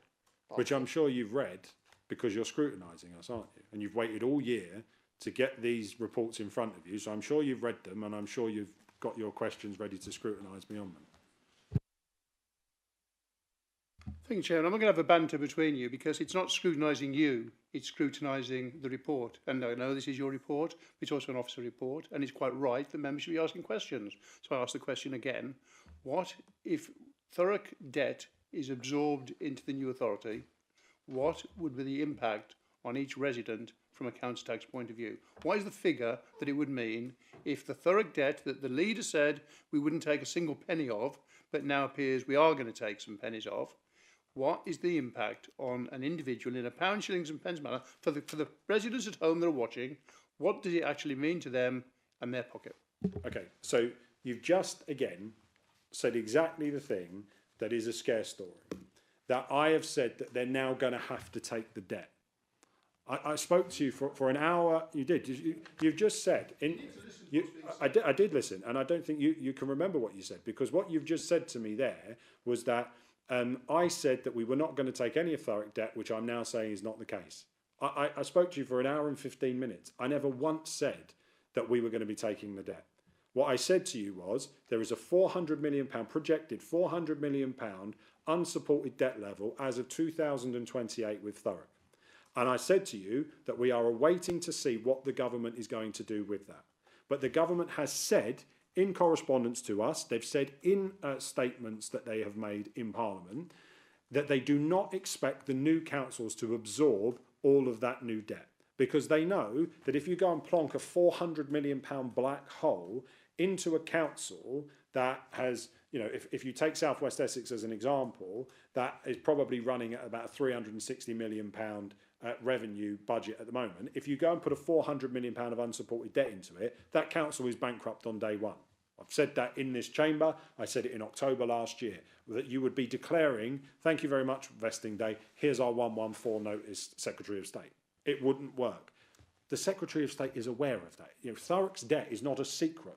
The whole of the sector is aware of what the Conservative Party did when they bought £1.8 billion worth of solar farms that didn't exist. So they are taking actions now and mitigating against it. I've said to the government, I don't think that for a moment it should fall on the taxpayers of Basildon or Braintree or anybody else to have to pay off that unsupported debt. The £400 million figure in a system spending £4.5 billion, in my view, is actually not a particularly scary number. I know it sounds like a lot to the watching public, but if you think about how you could, for example, ring-fence business rate growth money. So if you have the Freeport, which is currently in the Thurrock borough boundaries, that is estimated to be generating £1 billion of additional business rates over the next decade. The government could decide to levy some of the money out of that. You think about the homes that the government is asking us to build. It could be that in the Thurrock boundary, the government take a percentage of the council tax off of those properties and it recovers its money that way. There are different ways to skin the cat. We have put all of those proposals to the government and they are in the process of reviewing and thinking through what they're going to do. Now, if they come back and say, I'm sorry, we're not going to give you any money and Woking, you're going to have to swallow £2.5 billion of debt, then I think we can reasonably assume that we as a system in Essex are going to have to swallow the 400 million and we're going to have to come up with mitigations and lobbying efforts as to what we could do. I've just given you two examples there of what we could do. But I'm clear that as things stand at the moment, Basildon Council taxpayers are not going to be asked to pay significantly more money in their council tax over and above the projected 2%, which again will be for the new administration after 28 to decide. That 2% increase is the projection on their council tax. The overall budget for Basildon we spend, when we debate this in February, is about how we spend £37 million on a revenue budget. We are going to be spending 10 times that amount. So, like, it's a huge amount that we are going to be here, and then when you add us into Thurrock, we'll end up with about £370 million in terms of our revenue budget to play with. So, you know, from our perspective, can we give you the exact pounds and pence right now on the hypothetical? The answer to that is no, as I said at the beginning of the presentation. But from our perspective, we will not be raising the council tax above the referendum threshold limit, even if we have to take on a percentage of the Thurrock debt, which I do not believe, based on what the government have told me, we will have to do. Thank you very much for that clarity. And just so that I'm clear, so when you did stand up a council and said not one penny of debt, you have slightly shifted that to, well, maybe it is a penny, maybe it's £400 million of pennies. But that, I understand that, I get that, and thank you. It was very laudable that you wanted to save the residents from any debt at all, but you accept that the consequence of any merger with Thurrock could be additional costs. Thank you. No, I don't. Thank you. So I don't accept that, because as I've said, and as the 151 has said, the £400 million, I mean, from sedentary positions, we're getting nonsense over there as well.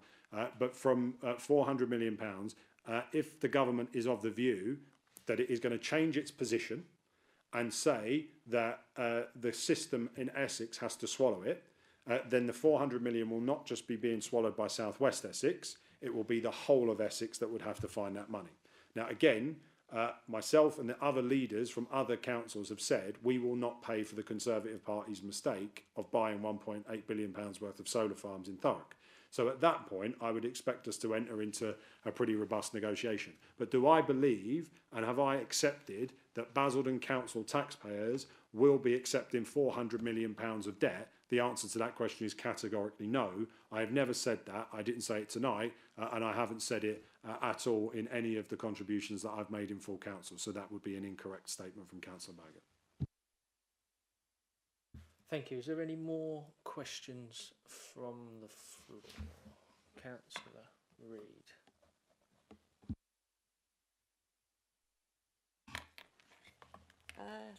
Thank you. Not so much a question. I would just like to say with the, we got the 3 unitary come through to us today, which I had a quick look at. And as a councillor, I think casework and whatever we do as a councillor depends on where you are a councillor for, what area you are. Some areas get more casework, some get less. And so if we've got to take on adult social care and children's social care, that's going to bring a lot more casework in to us, which as a county councillor I get from Essex already. The 3-tier unitary, you would have a lot more residents to work with, which I think you couldn't actually manage to do that in some areas effectively or efficiently. You would be doing a disservice to your residents. I mean, I live in Pitsea. I'm a councillor for Pitsea. I get a lot of casework, and we would be inundated with adult social care and children's care casework as well, which would take a lot of our time. And that is one of the things that I really do disagree with the 3 unitaries, because I think it would a strain on the councillors. The other thing is with the savings that we could make with the 5-tier unitary, are we confident that making that saving we would still be giving the same level of care to our residents? Thank you, Councillor Reid. Councillor. Thank you. So I think Councillor Reid is right in terms of, as things stand at the moment, Britain is the least represented country in Europe in terms of the number of councillors to the number of electors. If you go into France or Spain or into Italy, you have a ratio of about 1 to 1,500 per councillor, whereas for us, it's 1 to 3,000 at the moment. Our model projects that we stay at around 1 to 3,000, which is why you end up in the 5 model at 82 members. So you would have 42 members from the Basildon Borough, and you'd have 40 members from the Thurrock Borough. So there would be a reduction of 8 members in Thurrock at the moment, because obviously I think we've got about 25,000 more people than Thurrock in terms of population. So the 5 model, again, we haven't seen the full business case to back this up, but the 5 model, as I understand it, is working this out on 1 councillor to every 4,500 electors. What they haven't been clear about is whether or not they plan to pay councillors more money to be more professional in terms of giving their time and effort to it. So obviously as a county council, I think the base at the moment is about 14k a year to be a county councillor, whereas a Basildon councillor, the base is 7,000. If you start merging the two together, are you going to start creating £20,000 a year councillors if you're asking them to do all of that kind of stuff? So obviously if there's more of you in a ward to do more work, and it kind of evenly spreads itself out. I see the casework stats very regularly in terms of where councillors are doing casework and all this sort of stuff. And you're absolutely right, the wards in Pitsea, the wards in the New Town, the wards in Langdon are incredibly high, and then in some of our more affluent areas where people don't necessarily have to contact their council, or they don't necessarily have the same issues in their areas, the casework stats are really, really low. So there will always be that disparity in terms of casework, but I don't know how much money or what they're planning to do. What we've tried to do in our model is we've tried to keep it at the same level, so therefore the same amount of casework that you're currently getting should start to flow in, albeit you'll have adults and children's as well, but it could be spread out across a 3-member ward. In terms of outcomes in relation to care, that's obviously critically important, because we don't want to see anybody who is in receipt of care in a poor way. If I look at Thurrock as an example, their children's service is currently rated as outstanding. And so from our perspective, we would want to ensure that that was transferable over to us, that our children were also getting an outstanding level of care in a new authority. What I would say is what we can do is benchmark against the things that we have in our presentation around Ofsted ratings on SEND, around the safeguarding, around the learning and innovation. And what it is telling us, what the data is telling us, is that councils that are in the bracket we are in, around the 360 to 400 mark, achieve better outcomes for adults and children's social care than you do in a smaller council or in a larger council as well. So from that perspective, because again, this is a story of hypotheticals and averages at the moment, because none of us know what the government is asking us to do in terms of who is going to merge with who. I'm confident that we'll be able to do it. Do I think that the children and the adults in Basildon are going to get a better level of care and service than they currently get in the county council model? The answer to that is yes. Thank you. Councillor Barnes. Thank you, Chairman. I won't take up much of the committee's time. I'm conscious you and I have probably got plenty of time in the future to go back and forth on this. But two things from me, really. One was, yes, in terms of the task and finish groups with regards to sort of the future plans, particularly around the civic stuff, which is something this council historically hasn't done particularly well. That certainly has our full support. So I'm happy to see that that's been considered. I just have one question on the Thurrock debt. The projection of going down to 400 million by 2028. Obviously, as you're aware, they've got a budget of around 250 million a year. Last year, they needed a 70 million loan to balance that budget. So, where does that projection come from? What's the reasoning behind that? Because we're talking about 1.4 billion, in 3 years. It seems like an awful lot. Thank you, Councillor Barnes. So that's come from their Section 151 officer.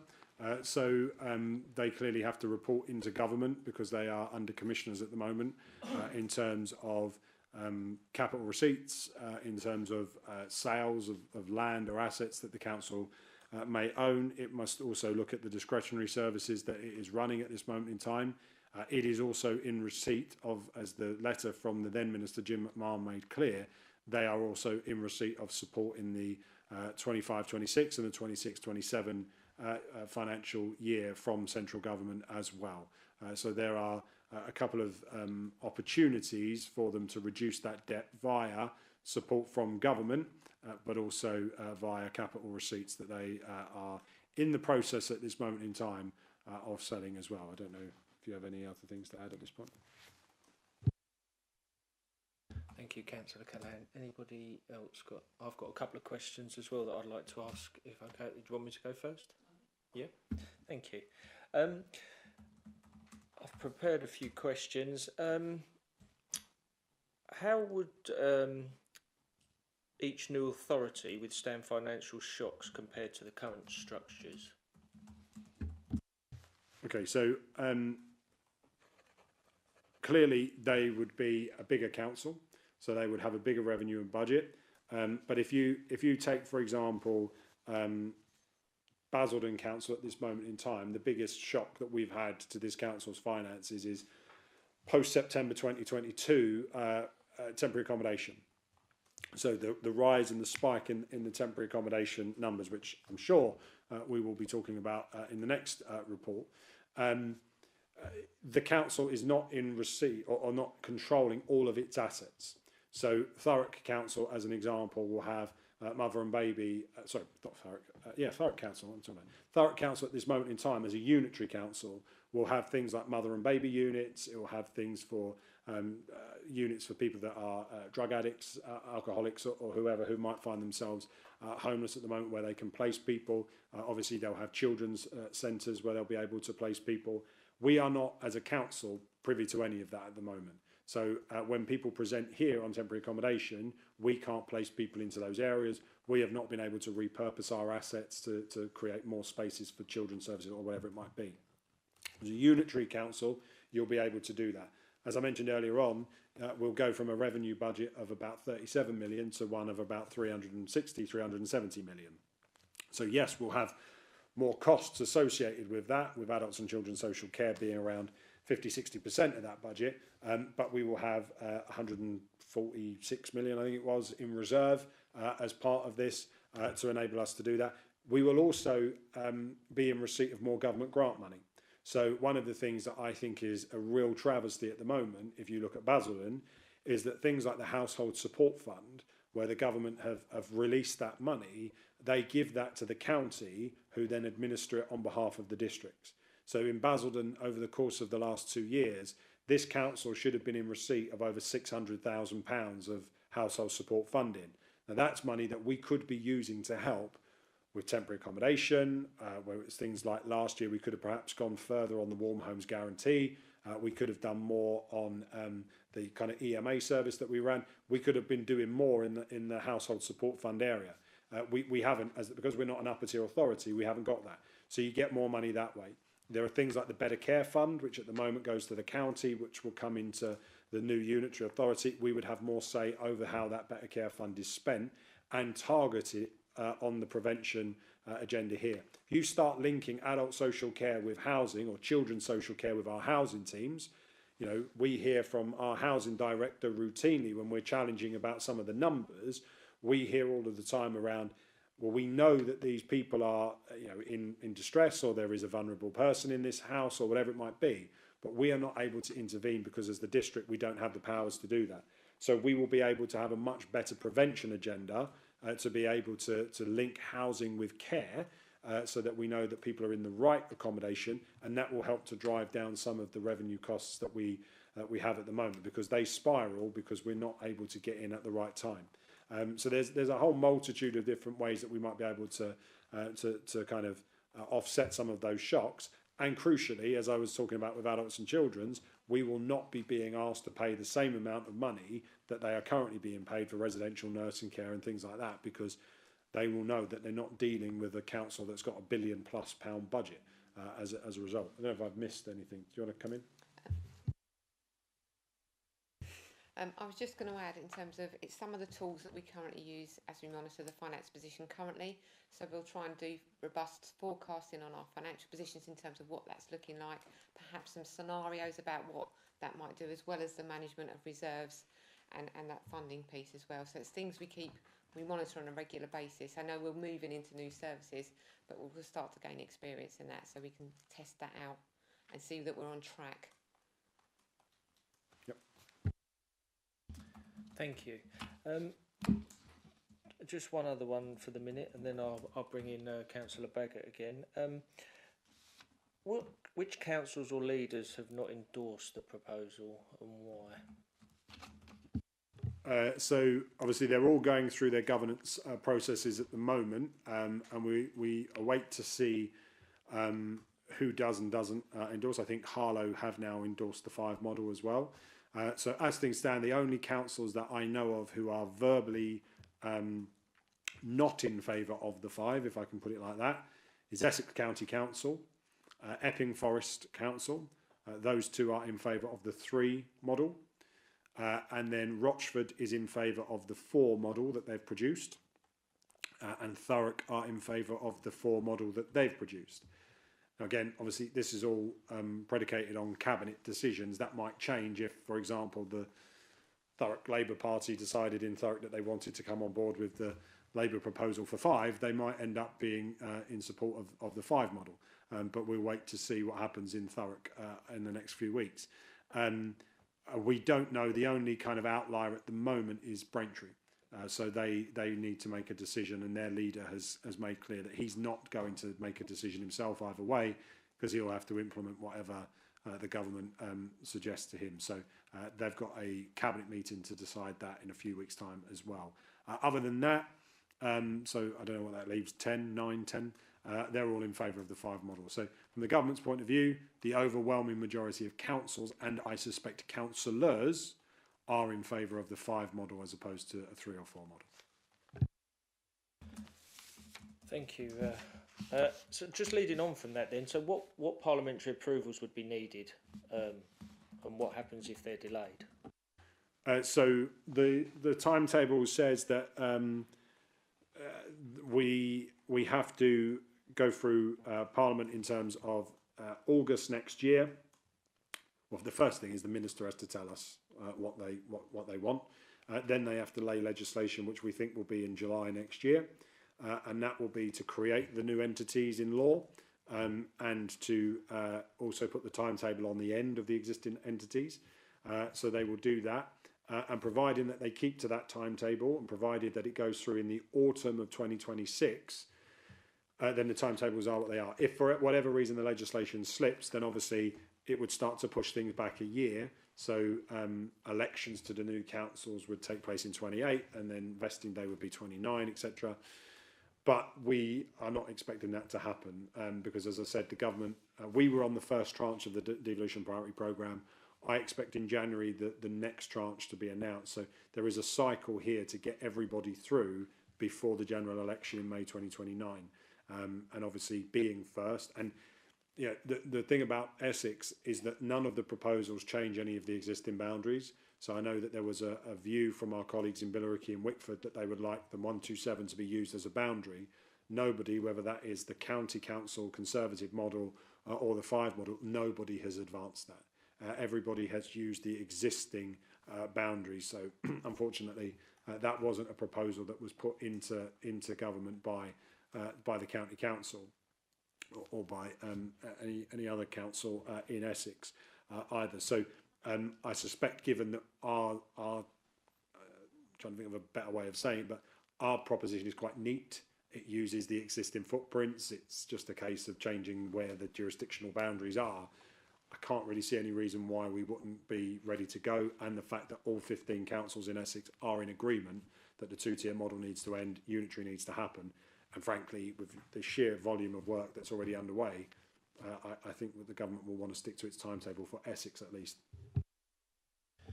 Thank you. Councillor Baggott. I mean, I've got 2 final ones, Chairman. Do you want me to do them both together or one at a time? Together, okay. Yeah, both together is fine. Okay, 2 questions. First of all is the mental health bill, which is going through the process of legislation now. Had its first reading in November 2024, I believe. That is going to add significant costs to mental health, quite right, mental health care. Where have the mental health costs been included with the planning and the modelling that's been done? Are they amalgamated into adult social care costs and child social care costs, or are they being done separate? I just couldn't see where they fitted. So that's one question. And the second question is just to square the circle. Really, the leader was quite disparaging of the neighbourhood delivery committee, and yet when you look at the neighbourhood delivery committee, the process of it and the principles behind it are the same as the area committees which he introduced in his administration. So I'm not too sure how he squares the circle of them being not necessarily fit for purpose when the principle is broadly the same. Thank you, Councillor. So I'm not going to pretend to give information that I'm not aware of. So I haven't read the mental health bill that is being proposed in Parliament. So I'd have to come back to the committee to look at it. What I would say is that the information that I have received to date is that in all of the proposals, whether it's 3, 4 and 5, the ICB have been at the table. So they have been part of the discussions. Pam Green from the NHS Alliance has also been involved in those discussions. Grant Taylor on behalf of the council has been at all of the NHS meetings with colleagues from the different parts of the county, looking at all of the different models and how we would align the 3, the 4 and the 5. So again, that's been part of it, but I'll have to come back to the committee with specifics on that, which I'm happy to do. In respect of I'm assuming that health professionals who are in those meetings are aware of this, and therefore that has been reflected in the conversations that they've then had with PwC and Grant Thornton. But again, we'll clarify that and come back to the committee on it.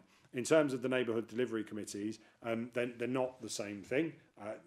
Being in a position to hand out grant monies to charities or to pay for free car parking in town centres is a little bit different to having quasi-judicial powers over things like planning and highways and rights of way, etc. So they are 2 very different beasts. My point when I was disparaging about it was that, number one, it creates a 2-tier system. Are you elected onto a council to be a councillor for a big unitary authority, or are you going to be elected onto a neighbourhood development council? Or are you going to then take the councillors who are on the existing unitary council and put them onto the neighbourhood development council? Then you're going to abolish town and parish councils, which, you know, I don't have any of those in my patch, but I know in north of the 127 there might be a view that parishes and towns do a good job, so therefore should we be abolishing them? I don't know if there's precepting powers, so I don't know whether or not, you know, obviously Wickford would be a smaller committee area than Basildon, because that would incorporate Langdon and Pitsea, so that would be a ginormous area that would have an awful lot of need and spend. And if you think about the local plan, I know I receive a lot of abuse about the local plan from people in Billericay, but you know, of the 27,000 homes that need to be built, the overwhelming majority of them are south of the A127. So in terms of planning applications, in terms of highways, in terms of rights of way, that would be a huge burden on that area committee as opposed to others north of the 127. I have no sense or understanding of what that budget looks like. As I say, my understanding is that the overall council would have a right of veto. So is that the right way to go? Again, maybe it is, maybe it's not, I don't know. So I haven't seen enough around the governance of it other than to say it looks to me like we're creating two tiers of local government again, where one committee or council is going to be responsible for one thing and another one's going to be responsible for the other. And I'm not convinced that having just done 54 or 51 years of it, where it hasn't worked and the outcomes are demonstrably worse for the people of Essex and people of Basildon now, that would be a sensible approach to take. But again, once I see more of it, once I understand more of it, which I'm sure on Thursday at the all-member briefing, it will be the first time I hear this. At the same time, everybody else will be hearing it. I'm looking forward to hearing what they have to say there. But I would just point out that the two members from Wickford who were at the Corporate Governance Scrutiny Committee were pretty disparaging about how this was going to work, and he may want to speak to his colleague Councillor Buckley, who was very adamant that this was a bad idea when he was talking to Kevin Bentley about it. I was just going to add a point to your first question there. I believe there's no assumptions been made in any of the business cases around that new bill. The line that we've taken is the assumptions are done at a point in time. So, for example, it doesn't assume anything around the fair funding implications that are up and coming. Thank you. Thank you. Anybody got anything else they want to add? No? Okay.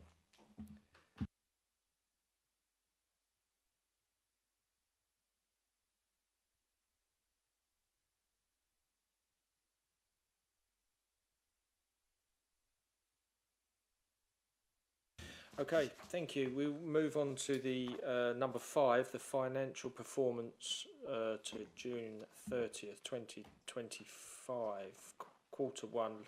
Leader of the council to introduce the report, Councillor Callaghan. Thank you, Chair. So before members, you have the Q1 budget monitoring report, which covers the performance of Q1 in 25-26. So it provides the outturn position across the general fund and the HRA.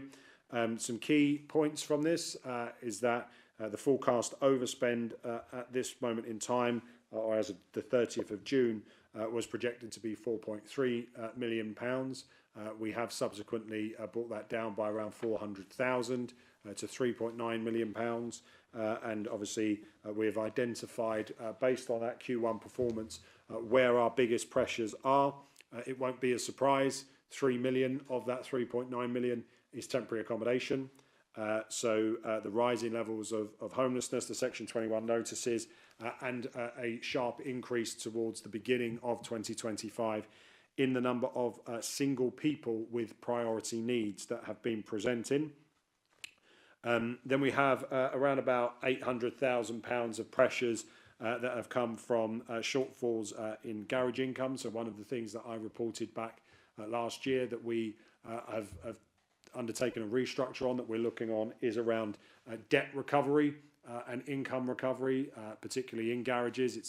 It's a real outlier. It's a real problem in this council for not collecting the money that is owed on garages. I am also looking at reviewing the policy to essentially end tenancies of people not paying, going full recovery in terms of enforcement action and then obviously hiring those garages out to people who are willing to pay and pay on time, because this can't carry on. This is a very weird situation that we have there.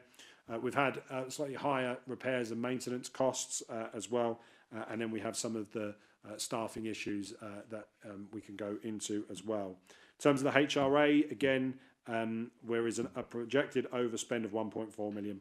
We suspect that will even itself out over the course of the year. Majority of that is to do with disrepair cases and to do with the legal costs that are involved in people taking action against the council. Members will have seen the administration. When is it? What day is it today? Tuesday. So on Thursday, we will make a decision on the repairs contract, and we've been pretty clear that we're going to make some significant changes to how the repairs and maintenance is done on this council. And a large part of that is also because of this constant cost in legal that we're having to fork out. And there's some development costs as well from acquisitions and things that we've been taking. The report identifies some of the mitigation. So clearly, TA, we've got a build programme. I came to council this time last year to ask for additional money to acquire more properties, and we are on course to acquire 500 new properties. Clearly, you can see as you drive into the council that some of them at Chapelgate are getting there. I'm confident that by the 1st of December, we will have the first chunk of Chapelgate, the first flat block at Chapelgate within our ownership, which will help in terms of getting people out of temporary accommodation. We've got another scheme for 150 units, which will be completed and PC'd in 2026, which again will be a huge positive in terms of reducing the number of people in hotels and bed and breakfasts.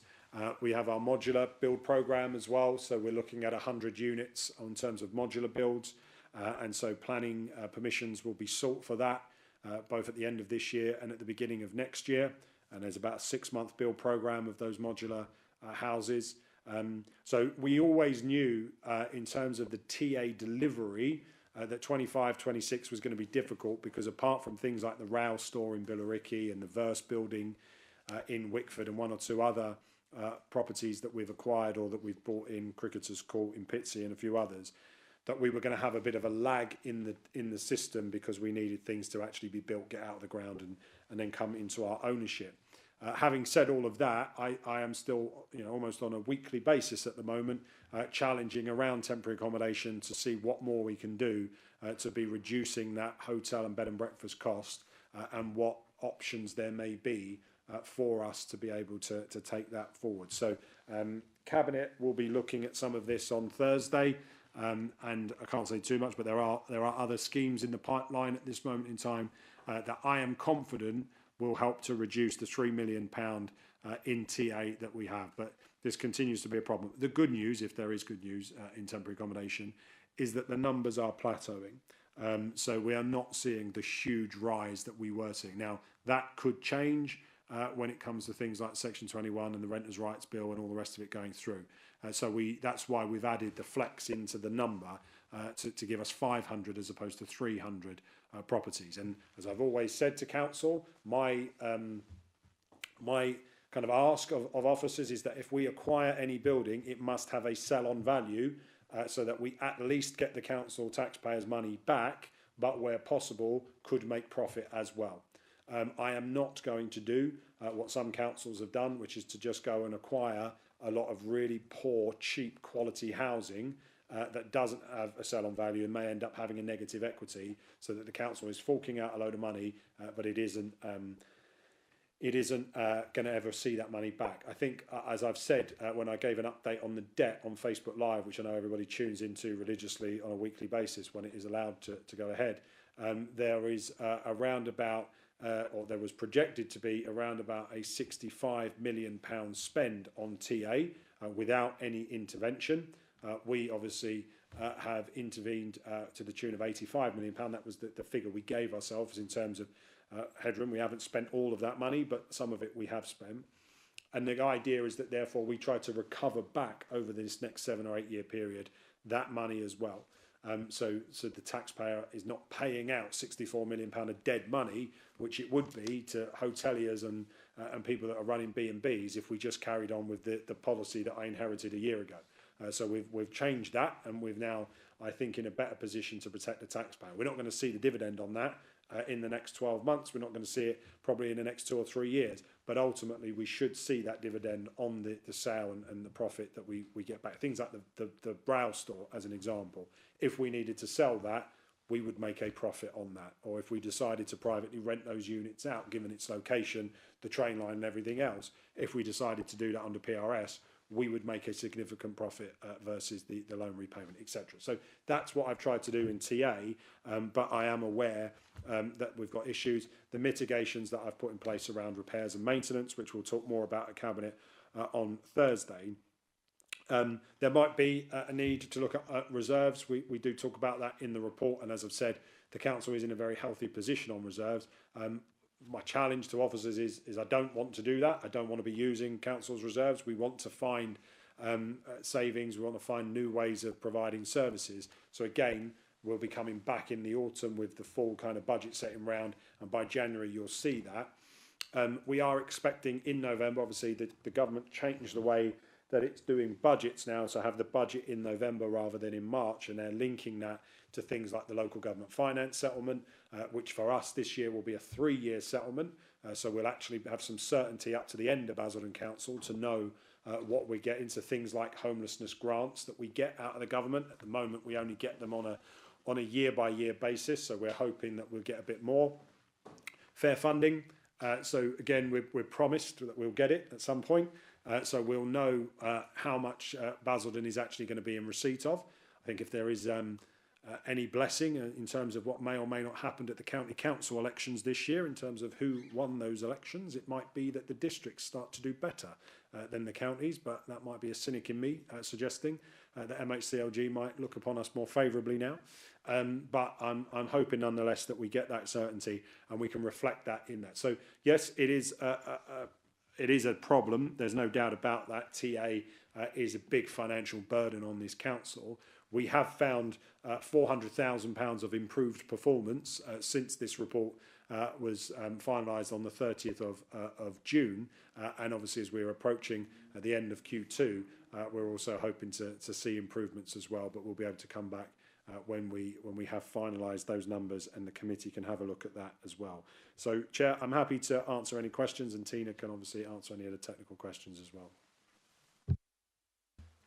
Thank you, Councillor Callaghan. Has anybody got any questions? Councillor Baker.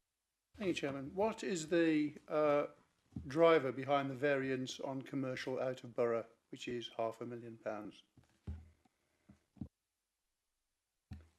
Why are we at a deficit of £500,000 on commercial out of borough? What does that mean? It shows that we've lost £500,000, but how have we lost £500,000?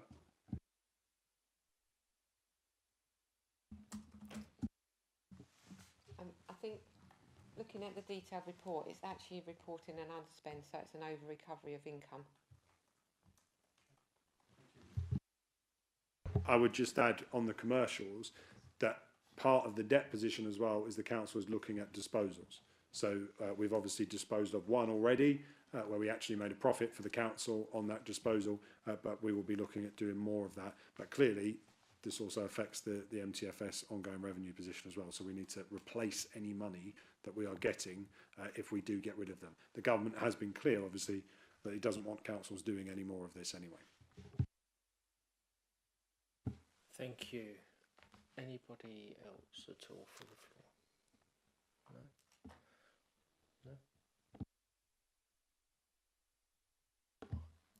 No? Councillor Ansell. Thank you, Chair, and I think it's right to thank the Leader of the Council for again making himself so available for the committee and providing such an in-depth amount of knowledge and information to support the committee in its function of scrutiny. So the question I have relates to the finance and strategy and the overspend around there, particularly regarding TA costs, which the Leader has provided information elaborated on in his presentation. I think to some extent it would potentially be unfair to judge in the short term the results of what should be intended as a long-term and proper solution. But as it appears that the progress of the actions that have been taken may have been slower in providing results than potentially anticipated, does it mean that we would need a plan B in addressing TA costs in the short term? And also, I appreciate that the leader may not be able to kind of give a definitive answer on kind of my second question, but do we expect the government's legislative changes, particularly in ending Section 21 no fault eviction notices, to have a positive impact on the ground here in Basildon? And potentially on the flip side, is there any kind of can we use our clout that we do have at the table in Parliament to potentially kind of help inform kind of policy there? As I appreciate what's been circulated in the press for the upcoming budget in November around the potential to levy NIC on landlords' rental income could have an unintended consequence. Thank you. Thank you, Councillor. Councillor Callaghan. Yeah, thank you, Councillor. So, in terms of the numbers on TA, we have been forecasting a 31% increase, which was about right this time. So we haven't seen a drastic increase, and as I say, the number is plateauing. We have seen in our housing market in Basildon, I've spoken to the committee before about the fact that the private market is dead in Basildon. Like you can't get LHA rate in the private rented market in Basildon, and that is causing huge problems. What the government did do last year is it gave us a pot of money which was essentially intended as a kind of a top up. So if we had people who were struggling, so say for example they've been paying £1,200 a month on their rent, and all of a sudden it had become £1,500 a month, and they were really struggling with that £300, the government wanted us to take early intervention to look at what we could do to support that family, because and you've got to be careful about that, right? Because then all of a sudden you start getting people taking the you-know-what out of the council, thinking that they could just get another few grand out of us every whatever. So you have to be careful. But they wanted us to identify vulnerable families, because if a family comes out of their home, if they lose their property because they're not able to keep up with the rent or they're in arrears, we then have to make a decision. Do we pay £3,500 to help that person to stay in that property, or do we pay £27,000 to put them in a hotel? That's the difference that we're finding. Now, when I came back and was looking at the numbers, the answer was always £27,000 in a hotel. And what we tried to do is say, no, that's a really bad idea. Let's see if we can intervene. So we are actively, we now have we're changing the way the front of house on TA works. So we are looking to identify much earlier in the private rented sector in Basildon. So members will be aware that we've done some research into the private landlord licensing model to get an overview of what is actually happening in the borough in terms of numbers. But now Councillor Emma Callaghan, through her portfolio, is now going to start the engagement process with those private landlords around what's going on in your areas, and what could we do in terms of potentially giving you a 5-year lease on some of your properties. What could we do to make sure that you're not doing that with, for example, Clear Springs and the Home Office accommodation that we debated in full council a couple of weeks ago. We have definitely seen in the market, in terms of the kind of the lack of progress or the differential in progress, we've definitely seen in the market a reduction in family-sized accommodation in the private rented sector, and that is because of the transition to HMOs. So we've definitely seen that in the last 12 months, and that is a problem that we are looking to address through the Article 4s in areas of overconcentration. I think one of the other things that is becoming a bit of I won't say an anomaly, but a thing that we've got to get better at understanding on TA is why are we getting so many single people with priority needs appearing that were not appearing 12 or 24 months ago? So what is happening there where we need to think about intervening to support there? So again, it might be that actually a HMO is a better solution. So if a landlord is wanting to turn a family home into a HMO, but we might be able to do a deal with them to get 6 people out of hotels and into their HMO in the borough, that might be a better solution for us. So that's why that engagement work is now starting to happen. We used to have a private landlord forum. We used to have all of those things where we were looking at how we could work with them, and we're kind of resurrecting some of that. In terms of a plan B, I am always in the market for more stock that we can use here, and I don't mind selling stock to replace it with other stock and doing some of that. Again, if we can ensure we recover the money, if we can make a profit, and if we can then ensure that that money is spent wisely in the borough. We've got the TA allocations policy coming to Cabinet on Thursday, and obviously our preference is to always place in borough, but unfortunately that is not always possible, and we do have people in accommodations in Southend and Barking at this moment in time. So it's a very complicated situation, temporary accommodation. It's not a one-size-fits-all solution. But the mitigation I would give is that the council now has a delivery plan on housing. So we know how we're going to get to 500 units. We know how we're going to get to that stock. I'm looking forward to cutting the ribbon at Chapelgate on the 1st of December when we open up that first block for 35 flats so that we can start getting people in there in time for Christmas. So we're not going to have as many families and children in hotel rooms on Christmas Day, but we'll hopefully have some back in the borough as well. And we've got to get moving on the Article 4s and what we can do to control some of the HMOs. And the task force on that met just this week to start doing that HMO work as well, which we'll have more to say about next Monday as well, Chair. So look, I wouldn't say Plan B because I don't think Plan A's yet been fully exhausted. We need to keep working through it and stick to that and be true to it. In terms of the Renters' Right Bill, in terms of Section 21, it's going to have an impact. And that's why we have to spend the next 6 months engaging with those landlords and doing everything we can to try and keep Basildon residents in their properties. And you know, Councillor Brown will talk about more of some of the changes we're going to make on the front of house triaging system for TA, particularly for the singles that are appearing. And we can come back in later on in the autumn to talk to you more about that as well. Thank you. Councillor Mordecai. Yeah, thank you, Chair. It's actually a build on what Councillor Ansell said there. The Renters' Rights Act, which you actually mentioned, do you see it exposing us to any risk? How do you see it from your point of view as leader? I see private landlords exiting the market, and we've seen that steadily since 2022. The percentages. So when you look at is it Capsticks? I think it is. Who did the report into the private landlord licensing model? If we'd have done that 3 years ago, we'd have had more private landlords than we have today. And that's why when I was at full council and I was explaining that be careful what you wish for in terms of the Article 4s, because you'll get an over-concentration of HMOs in St Martin's, Nevermain and Lee Chapel North. You won't in Billericay East or West, I can't remember which one you are, East. You won't have an over-concentration of HMOs there, so therefore you won't get an Article 4 in Billericay East, but you will in St Martin's.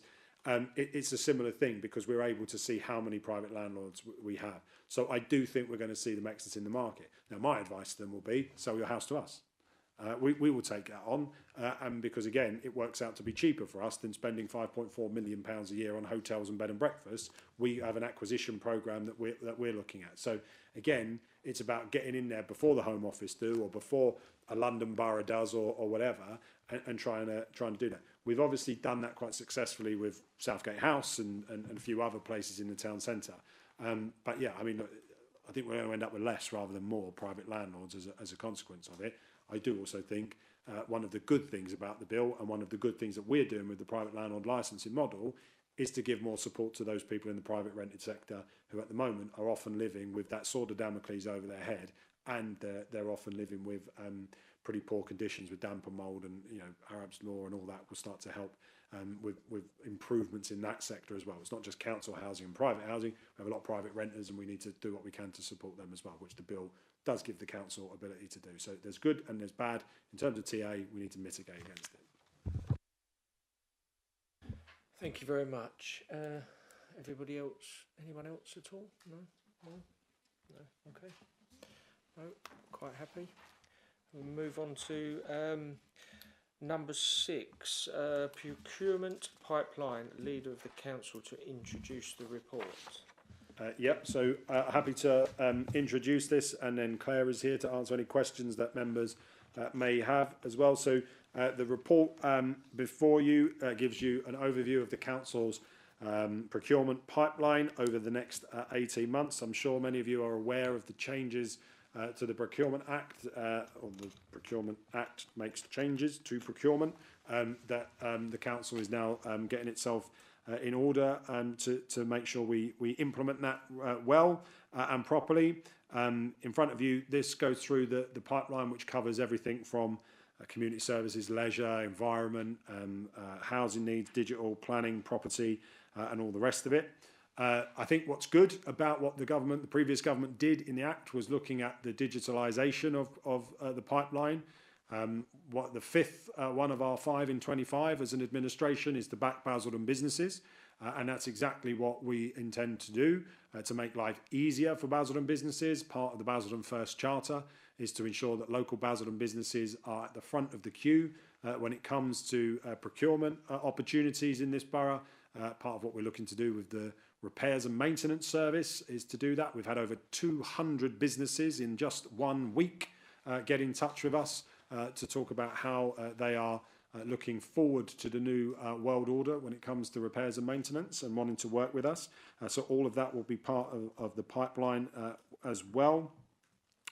Although it is not yet a requirement by law to publish the timeline under the Act, we are doing so because this council, under my leadership, is improving the transparency, the accountability, the openness of the council, which was a closed shop for a long time, but we're making sure that we are shining a light on all of the opportunities for our local businesses. So clearly, members, you have the opportunity to look at the plan. Each cabinet member will be asked to go through the pipeline with their respective ADs to look at what is coming up. I think one of the frustrations that councillors prior to this administration were finding was that often we were getting to the end of the life of a contract and we were just extending it. We'll give them another year, or we'll do this or we'll do that, because perhaps there hadn't been the oversight or the rigour when it came to the pipeline. And clearly this helps us to address that. It also allows for greater scrutiny and stakeholder input before the contracts are tendered. I believe not just here but across the country, SMEs and small businesses are going to do a lot better in terms of when they're in competition against the big boys on some of these contracts, that actually understand how it works, what's coming up, gear themselves up. I think you could make a fortune at the moment being a bid writer anywhere in the country for the amount of tenders that are out there, and obviously that clearly favours the big boys over the SMEs when it comes to that. So giving people more opportunity to get their house in order, get ready to be able to get their tenders in, I think is a good thing. That over-reliance that I think Basildon Council had on short-term extensions, getting rid of that so that we actually have proper contracts in place, proper KPIs, being able to hold people to account, being able to ensure that the taxpayer is getting value for money, that the taxpayer is actually getting what it needs out of the system, I think is critically important as well. So with that, Chair, I'm happy to answer any questions, or Claire can answer the intelligent ones. Thank you. Thank you, Councillor Callaghan. Any questions from the floor? Councillor Becker, please. Just two. Can I just, if this big Morgan Sindall transition is going to be taking place, how will scrutiny of that, actually, the procurement of any new provider or the way it's going to work, how is that going to work, is one question. And secondly, when does the Matrix SCM Limited contract up for review or re-procurement? Okay, so I'll answer the first one and then Claire can answer the second one. So I'll filibuster while she looks for it. So in terms of the Morgan Sindall side of things, so obviously Cabinet will make its decision on Thursday. And I think we need to think about this in sort of 3 areas. So we need to think about minor works and repairs. We need to think about compliance around gas and things like that. And we need to think about planned works across those 3. Now, I think what we will end up with is a hybrid model across that. So I think we will end up in a situation where we will be looking for a provider or providers to provide us with support around planned works and around compliance. And I think in terms of repairs and maintenance, that will be something that the council brings in-house or looks at a LATCO in order to develop and produce. In terms of how that can be scrutinised, I suspect this is for you guys rather than me to dictate how this works, but I suspect that the Housing Scrutiny Committee will want to have a look at that. And then similarly, this committee might want to look at the budget and the procurement side of it as well. So that will be for you to decide when you come to a discussion about your forward plan, as and when you may or may not wish to add items to your agenda, and Councillor Baker may also wish to do that in conversation and conjunction with the chair of this committee. Still need to filibuster? Sorry, I was just trying to Do you know where it is? I wasn't trying to ambush you at all. sorry, it is. It's under. I'll tell you exactly where it is. So I need to go into my actual working document trying to look at the contract end dates, but unfortunately you can imagine all of those are in quite a long... They're not in the report you said. No, but it will be within the next 18 months, as mentioned within the initial outline of the report. If you can just give me a moment, I'll be able to find it. It's agency staff provision. Yeah, I've been trying to search on it, it's just not saying it as... Just want to turn the mic on. Yeah. Thank you. Can I just add something onto that as well, just at the end of it? Obviously, not going to mention names or anything, but there was obviously the announcement over the last sort of couple of weeks with regards to Morgan Sindall, and then after that, then there was another post put out with regards to, just for the public's sake really, about potentially extending this again. Where does the council sit on that side of it, just for some clarity for the public, please? Thanks. Yeah, so obviously the kind of the sword of Damocles hanging over the council's local government reorganisation. So my view is it would not be wise for anybody in my position to go and sign up to a 10-15 year procurement exercise for taking something on, unless we could do that in conjunction with whichever new council we were going in with.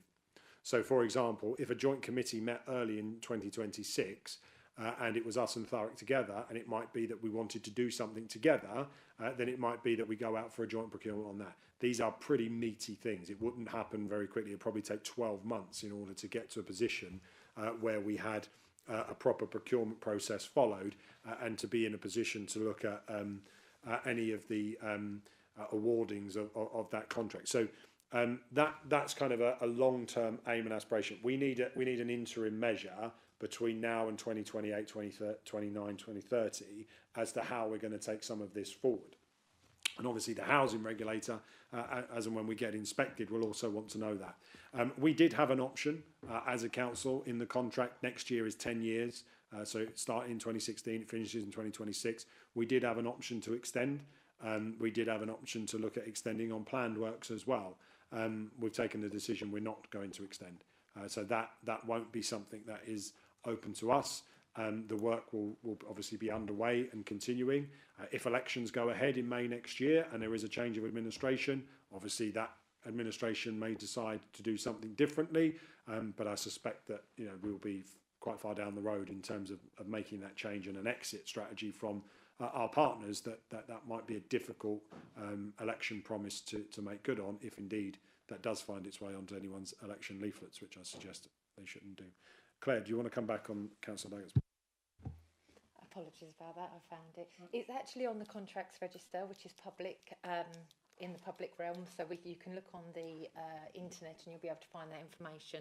The date for the contract end date is the 6th of the 2nd, 2026, and as similar to any other contract, it has an option to extend for a further 2 years, but we will obviously go through the process of making sure that it's fit for purpose before any extension option is enacted upon, if it's necessary.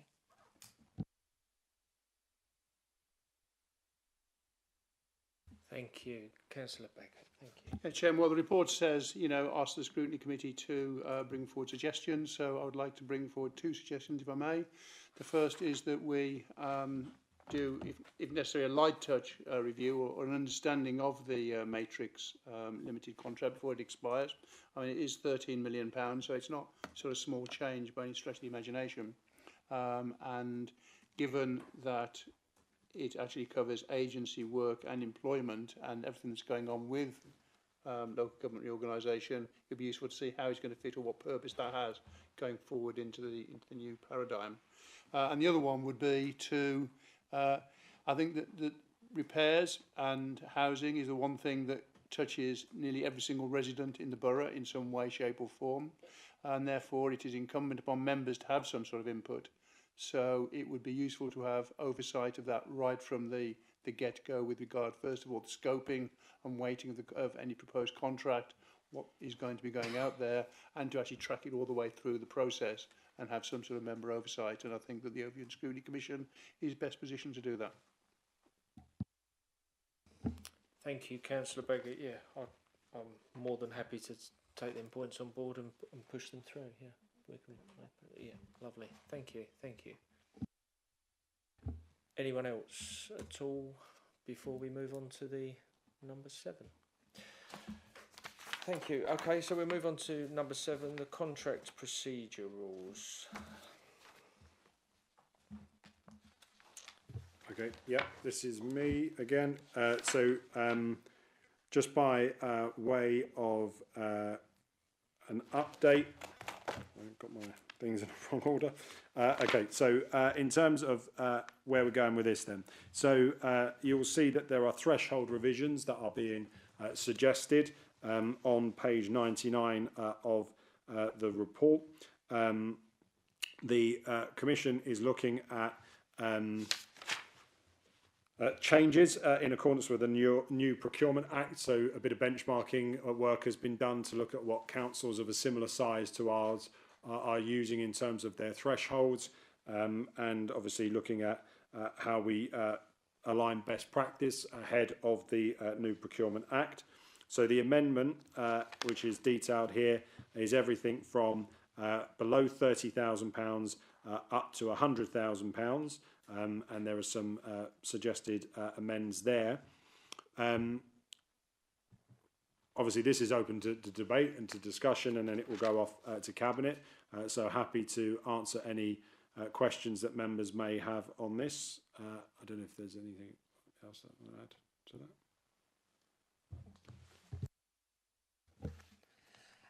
Really, we've just to let you know that we've actually gone through quite a long process, and this was being looked at since the inception of the new Procurement Act. Whilst the new Procurement Act came in on the 24th of February this year, it's been spoken about for a couple of years prior to that, and we've taken it to all councillors of all parties over the last couple of years, including the pipeline and various other things. There's a general tidy up to the contract procedure rules. We've engaged with councillors, but we've also engaged with our own managers to see what works and doesn't work for them. There was a misalignment of some of the thresholds, so 1 minute someone thought they were getting approval and then they wasn't sure whether that was needed. So we've just tried to tidy everything up and make sure that everyone understands, and going on to the strategy a bit later, it will be linking into that, so they're very clear rules so we can all follow the process accordingly. Thank you. Councillor Baggett, thank you. Thank you. What is the current threshold for one written quote and a best value justification? What is the current threshold? I know it says 30,000. What is the current one? The current threshold is £10,000.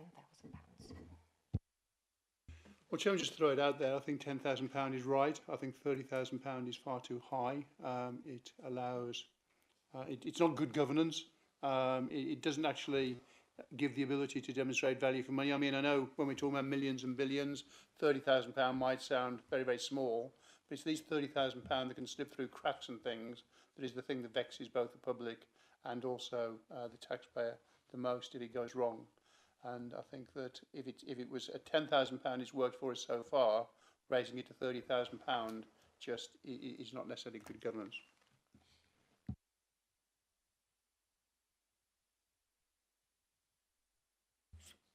Yeah. So what is the main real reason for these changes financially then? So as Claire said, this is about aligning this to the Procurement Act, aligning it to what we're doing across Essex, what we're doing with other councils. Basildon would not be an outlier.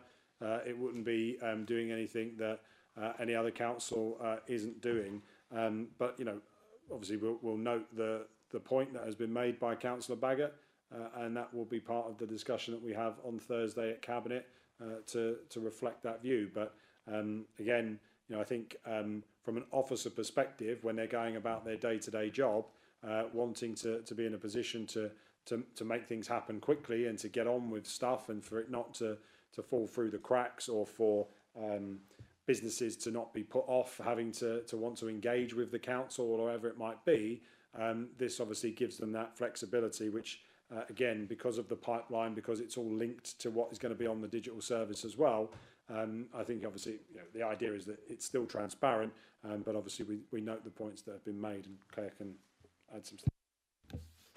I just wanted to give some little bit more detail around why £30,000 is being proposed here. The new Procurement Act actually has a threshold itself for £30,000, and that's for below threshold procurements. There's a number of notices that need to be undertaken to do a below threshold procurement, and that's also, if you're to do it in an open environment, you have to do pre-engagement, pre-market engagement notices, and you also have to approach the market and say, this is it for everybody. If we want to have more control, and again within our own rules that are set by the council in our CPRs, then we can actually go for a quote process, and by going through a quote process that we can limit that to local businesses as well. If we go out to an open tender, that has to be available to everybody. That was the rationale behind it, but more than happy to take your thoughts on board. Thank you for the explanation. It's a sound explanation, but it doesn't change my reasoning and thinking as to why I think that 10,000 is probably right, personally. I don't know what the other committee think, and it'd be useful to get their views. Councillor Barnes, thank you. Thank you, Mr. Chairman. I mean, given the questions that have been raised over the past 7 days about the procurement process under £10,000 and the potential conflicts of interest that we found when we've looked at the accounting details, would it be wise to raise that threshold by 3 times? Reputationally for the council, given what we found, I think that is reckless in the extreme, and I would recommend to this Commission in the strongest possible terms that until the outstanding issues surrounding that are cleared up, you not only maintain the level at £10,000, but you make sure that any spend of any amount is looked at properly, in depth, by officers, and is available for elected members to scrutinise properly. Thank you, Chairman. Councillor Callaghan. I'm unclear what questions he thinks that he's raised in the course of the last week. I'm unclear on what he thinks has happened that is improper. I'm unclear as to why he thinks council officers have acted in a way that is improper. I'm unclear as to why he thinks that there are conflicts of interest. I'm unclear as to why he thinks that governance procedures haven't been followed to the letter. And I'm unclear as to why he is seeking to smear officers and smear members this evening with his insinuations. I don't think that is an appropriate thing for the councillor to do.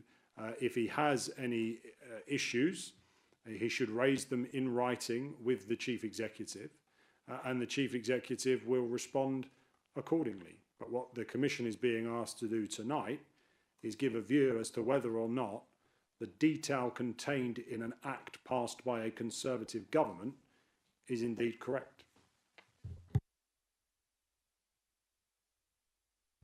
Councillor Barnes. Thank you, Chairman, for the opportunity to come back on that. I'm not entirely sure why you are unclear. It's perfectly clear the issue that I'm raising. The issue was that this council paid money for Facebook Live events that have since been found to be political in nature, and that money was paid to a family member of one of your members of your cabinet. That is what I am questioning. That's why I'm questioning whether this is the appropriate time to raise the limit for a single quotation to be to £30,000. We've already seen that the £10,000 limit, in my view, is insufficient. So there's absolutely no way that I think this commission should be supporting a £30,000 limit. Now, it doesn't matter whether who passed the original legislation. It's a question of whether the Commission feels that that limit is appropriate for this council under these circumstances.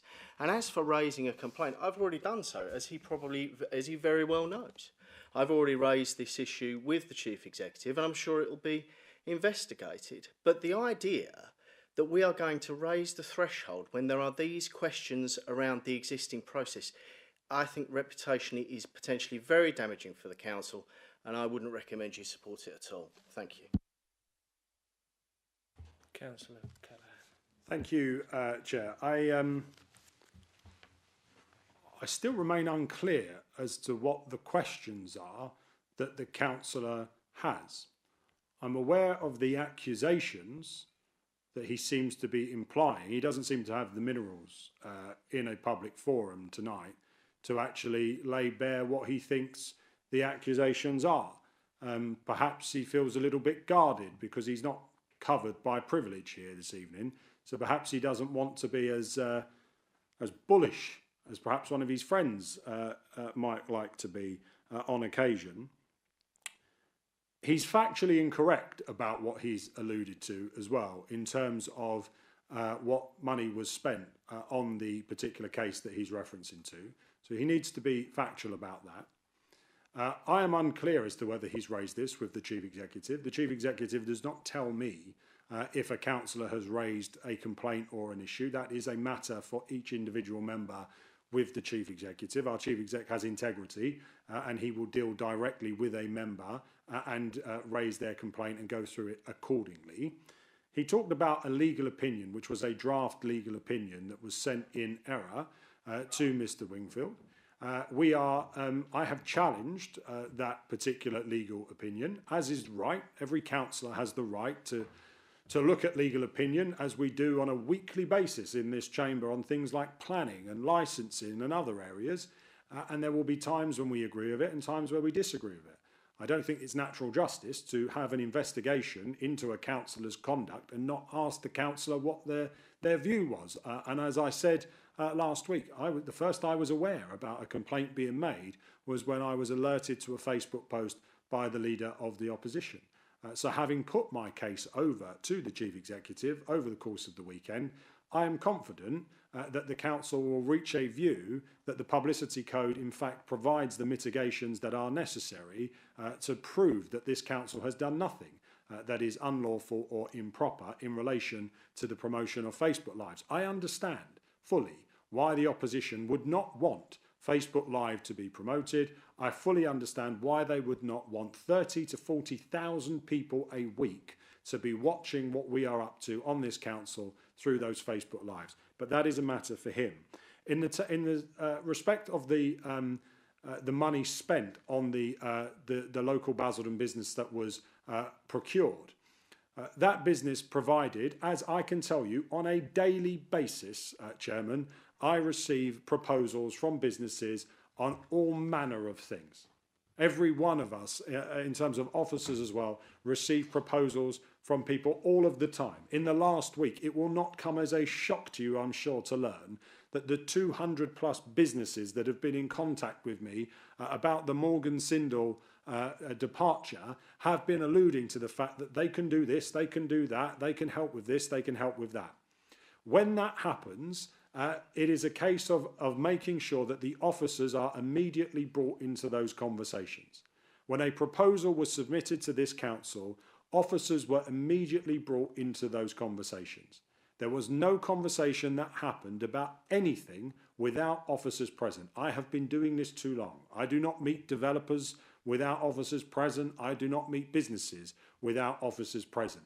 And I'm more than happy to provide copies of my calendar so that people can see who I meet when and when the officers are with me. So I was absolutely clear that if I was to meet anybody with a proposal, officers would be present. I immediately ensured that Miss Dowdall and I had a conversation about procurement processes and about how governance could ensure no conflicts of interest. All of those discussions are right and proper and above board. Those conversations happened, and then it is a matter for officers to decide if they are going to procure or if they are not going to procure. Members will decide if it comes to a committee and it meets a threshold requirement, whether or not we will vote to approve or not an officer recommendation on a contract. If it is below the threshold, budget holders within the council officer team have the opportunity to make those decisions. That is what happened. He appears to be suggesting that there is impropriety when he can't tell us what the impropriety is. He can't tell us what councillor did something that they should not do. He can't tell us what councillor did something that was in contravention of the Code of Conduct, that was in contravention of the Register of Interest. He can't tell us any of that information because it doesn't exist. He cannot tell me what council officer did something that they should not have done. And he cannot tell us at all, or he cannot allege, I should say, that this has in some way been kept secret or kept behind closed doors when he found this information out on a publicly available record that the council publishes in line with any spend over £500 that it makes. So the council did everything to the letter of the law that it was supposed to do, and we took a proposal from a businessman in the area and we evaluated it against officer criteria, against what is right and proper in terms of legal and governance, and the contract was awarded. Now, I don't know why he is alleging that there is something improper. I look forward to receiving in writing what he thinks is improper about what any officer of this council did in relation to the procurement of that individual. Spoiler, he will not be able to produce a single jot of evidence. This is a political campaign to smear officers, to smear the administration, and it's not going to work. And it should have no bearing whatsoever on whether or not this administration and the council follows the Procurement Act of 2023 and implements the thresholds as laid out in this report. Thank you, Councillor Callaghan. Councillor Baggott, thank you.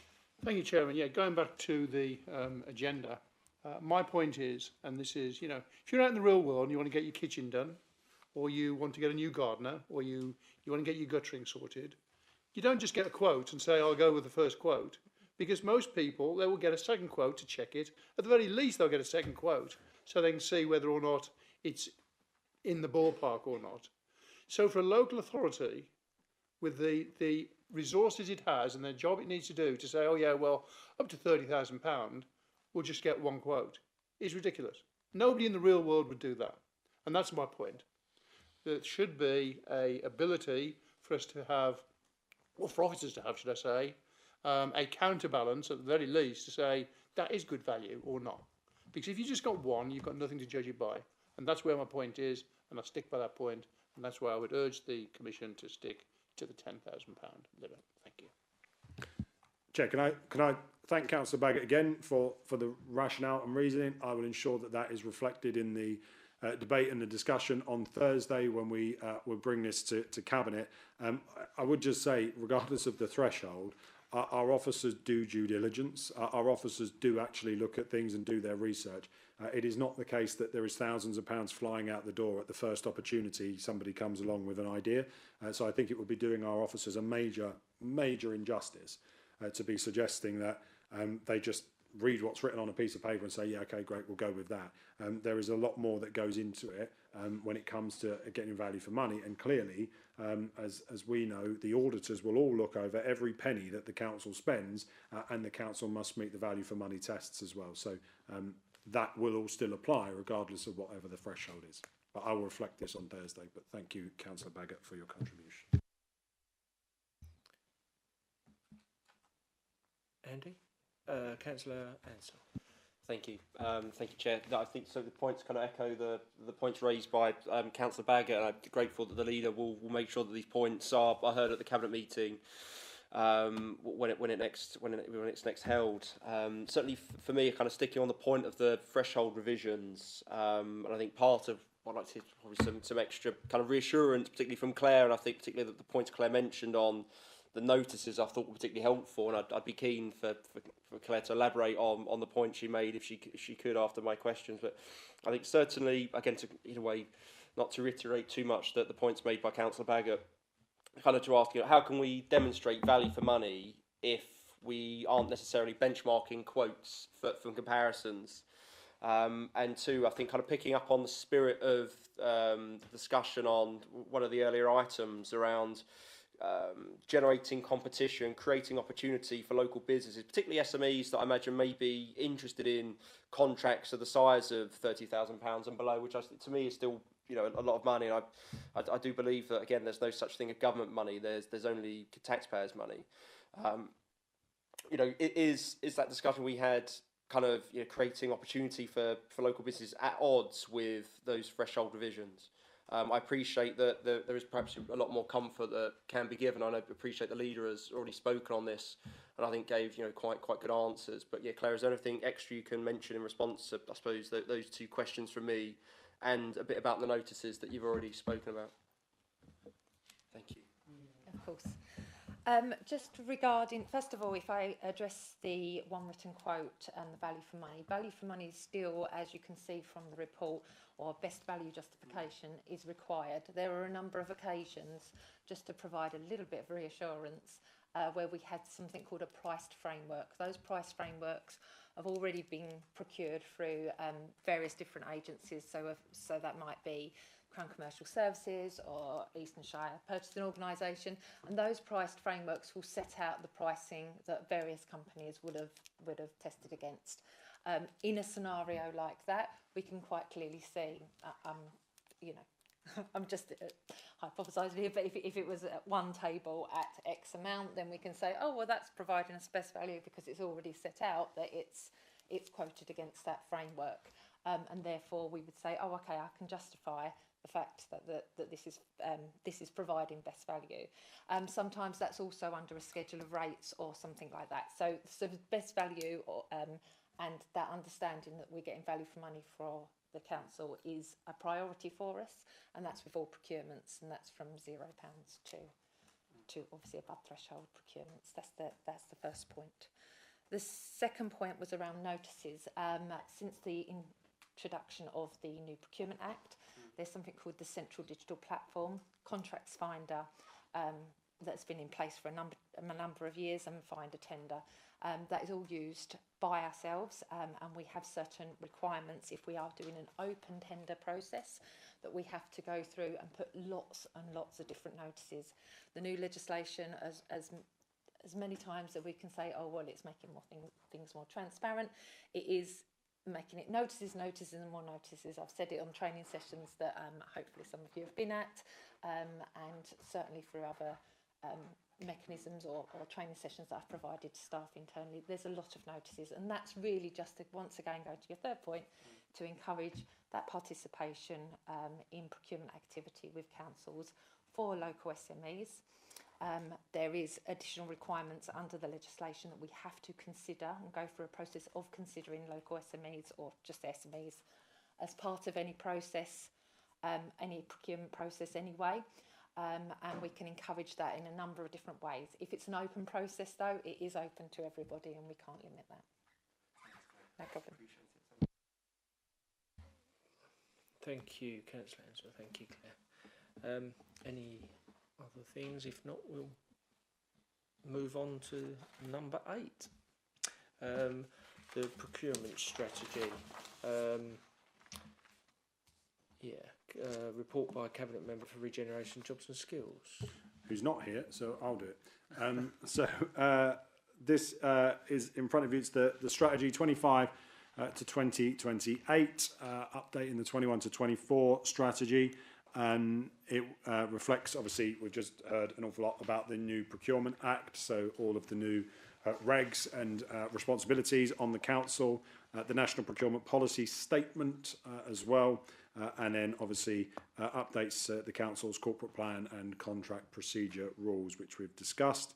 The strategy sets out a vision around collaboratively working with colleagues, partners, residents and suppliers to secure goods and services that deliver quality and value.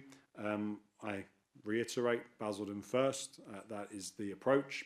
Backing Basildon businesses, that is critical for us as an administration. I think it goes further in terms of digitalising of forms and guidance, especially for contract management, which is a critical thing. We often think about the front end of procurement and how people get over the line, but contract management is so important as well, and we need to find ways to support our officers with that. Training and capacity building for officers of the council, so we've included that, and as we've just heard, Claire's done an awful lot of training over the last 12 to 18 months on the new Act and what it all means. Stronger alliance in terms of governance and transparency, and the new contract procedure rules which are coming to Cabinet next month as well. This will all align with that. So I'm open to hearing any comments or questions. I don't know, Claire, if you have anything you want to add on the strategy at this point, or we'll just keep it for questions. Go on, you can. Sorry, I was just going to add contract management. I just wanted to reiterate that point. So previously, the previous legislation, procurement legislation, did not include contract management. It was very much a process of going through a process of procuring, writing a specification, procuring it, awarding the contract, and then saying bye, get on with it, and deliver the contract. I think it's recognised not only in this authority but throughout that contract management and getting contract management and getting contracts to deliver against their promises is really important. Again, it provides value for money. It's ensuring that we're getting the most out of every penny that we spend as a council. The new legislation actually covers that. So we've spent the last year or so putting in lots of processes and procedures to help contract managers that are disseminated throughout the authority, and giving them the tools to enable us to deliver contract management in a more cohesive way. So this strategy kind of outlines that and actually details the requirements for contract managers to follow that process, which wasn't necessarily covered previously. Thank you. Councillor Mordecai. Thank you, Chair. So one quick question. On this procurement, and it's hypothetical, but just to touch on what Councillor Ansell said, if we procured for something and we have a dead heat with due diligence down to two companies, one within Basildon Borough and another, I don't know, Hertfordshire for argument's sake, how would we make the decision? Where would we lean and who would make that decision? It links back to what Councillor Ansell said. So most procurements, as I'm sure you'll be aware, that they have a quality element and a price element. And we discuss, it's normally a 60-40 split between the two, and each are assessed accordingly. I've never come across where it's a complete dead heat, and I've been in the game a number of years, sadly. However, if that was to be the case, to help us encourage local businesses or SMEs, then we can put social value elements to that. 10% of all contracts for the council, for contracts over £100,000, include a social value element. And therefore, if social value element, as part of the quality questions, I always put that percentage in that little pot. If that includes a social value element where there's more being brought into the local economy, then that will be assessed accordingly. But again, that will be part of that quality. It won't be you've got a 50-50 race and we're allowed to pick that one. That's not, we'd have to consider additional questions or additional. Thank you. Thank you. Councillor Baggott. Yes, Chairman, thank you very much. It was very remiss of me, having done the previous item, not to point out that if Cabinet was so minded to actually take on myself and Councillor Ansell's points, then the procurement strategy would need to be amended in that respect. But we've got the strategy here, and that looks fine overall. Is there going to be a procurement policy to follow it? We get confused in the Council, what's a strategy, what's a policy? Is there going to be a policy to follow it, or is this going to be if you like, the policy as well as the strategy? Well, I mean, we've got the contract procurement rules, which are the policies, which are coming to Cabinet on the 9th of October, I think. So that will be the policy that governs this, and then the strategy will go over the top of it. The reason I ask is because I've always said that when it comes to procurement, there should be more member involvement. And I know that the pushback from officers traditionally has been, well, it's potentially a conflict of interest, it's potentially this, but ultimately, in my view, members should have some sort of oversight of the procurement process and to be able to take responsibility and to ask questions of the contractors that are coming forwards. And without wanting to sort of pull up a sandbag and swing a light, back when we had St George's Housing, the procurement then was actually done in a triangle of officers, resident reps and members. And it was interesting, given that diversity of viewpoint, some of the questions and some of the challenges that were put to contractors, which we would never have done if it had just been left with one particular grouping of people. And I think it was stronger as a result of that. And I just wonder whether or not there is scope to actually include the ability, at the very least in procurement, for members to be involved, but if we really wanted to be engaging, to actually incorporate tenant reps and, you know, resident reps having some sort of input into where their money is being spent. I mean, Chair, in terms of, if we think about Morgan Sindall and the repairs and maintenance contract, there is the tenant engagement stuff that's going on at the moment that's being revamped and revised. I know that tenant reps used to come to committees, they used to come and sit in this chamber and give opinions on things that we were debating around spending money and policies and that kind of stuff. And it may well be the case that I can take that back to the Cabinet member and ask her to have a look at how they can involve them. But I am confused based on the Conservative Party's position tonight as to whether or not they want more councillor involvement in procurement or if they want less councillor involvement in procurement.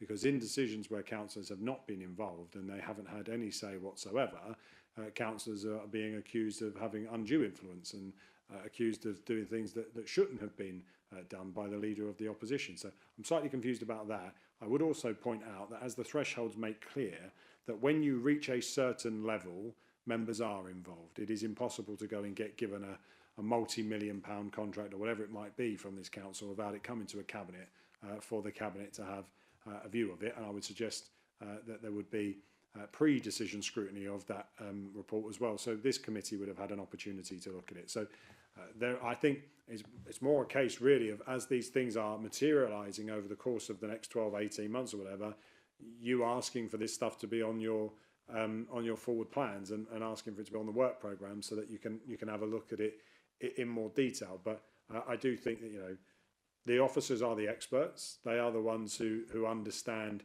this stuff in detail. They're the ones who can go and provide the proper level of due diligence as to what's going on. And then, you know, it would be wrong, I think, for councillors to get into positions of undue influence or whatever it might be on procurement decisions. That isn't something that I think we would necessarily want to be going down as a council, not just here but across the whole local government sector. I think we'd have to be very mindful of that and not necessarily encouraging that. So there's a balance, is what I'm saying, and I think we need to think about that in a bit more detail as we go.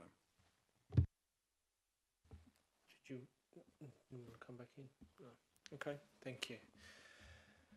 No further questions at all? No?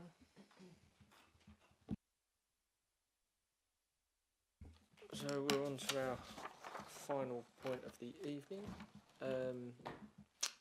the work programme. Can I just like to thank Councillor Gavin Callaghan as well for his time this evening. Report by the Cabinet Member for Regeneration, Jobs and Skills. No, sorry, I beg your pardon, I've made an error there. It's a report by the Interim Assistant Director of Legal and Governance. Do you want me to? Yeah, please. Okay, yeah, so we've got the work programme, which was provides members an opportunity to consider and identify items for the work programme. I refer members to page 170, which sets out the current items on the work programme. And I know there's been a bit of discussion about adding a couple of items already. So the report is asking that the Commission notes and endorses the items currently identified for the work programme, and also consider any further items that need to be added, and also note the Cabinet forward plan and consider any items on there. Thank you, Chair. Thank you, Emma. Councillor Baggett. Yeah, thank you, Chairman. Just picking up on, it's a shame he's gone, the leader, because he gave me such a great idea. On his recommendation and suggestion, maybe what we want to put into the work programme is a little working group as to how members can slot themselves into the procurement process to add value to that process and ensure that it's robust, transparent and value for money. So if they could put that on the work programme, that would be good. Yeah, I haven't got an issue with that, if we can add that in. £30 million contract that will go on to the... Yeah, I hope so. If we want to check the chair. Where I'm coming from is, you know, years ago I sat on a procurement and it was quite obvious at that time that the contractor... Oh, sorry. Sorry. I'll speak slow. Anything else anybody else would like to add at all? Councillor Ansell. Thank you, Chair. Probably just to mention here, just to pick up on a point earlier on in the meeting regarding kind of reviewing of kind of the contract that we mentioned, just to double check that I think that would probably be the appropriate time to mention whether that would go on the work programme or would that be something. Yeah. So I thought probably just to note that at this point. No, well done. Thank you. Thank you.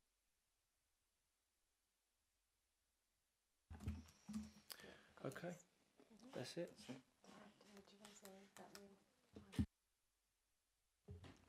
Yeah, there's just one point to note on the work programme.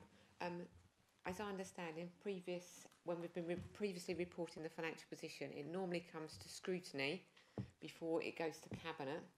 But there's a little bit of an issue with the dates in this municipal year. So what we're proposing is actually the report goes to Cabinet first and then comes to scrutiny. There'll be no decision taken at Cabinet on the outcome of the report. You'll still get an opportunity to challenge and ask questions on the financial position, but it means if we line it up with scrutiny first and then Cabinet, it will be quite a few weeks, even months, before you get to discuss the end of period position. So I've suggested that we perhaps try that for the next Q2 report to see if that works as a process for this meeting, and then we can review it again for Q3. But we have taken an action to address that for next municipal year. Thank you very much. Yeah, happy with that. Yeah. Okay, yeah. Okay. Thank you very much, everybody. Have a safe journey home. Thank you.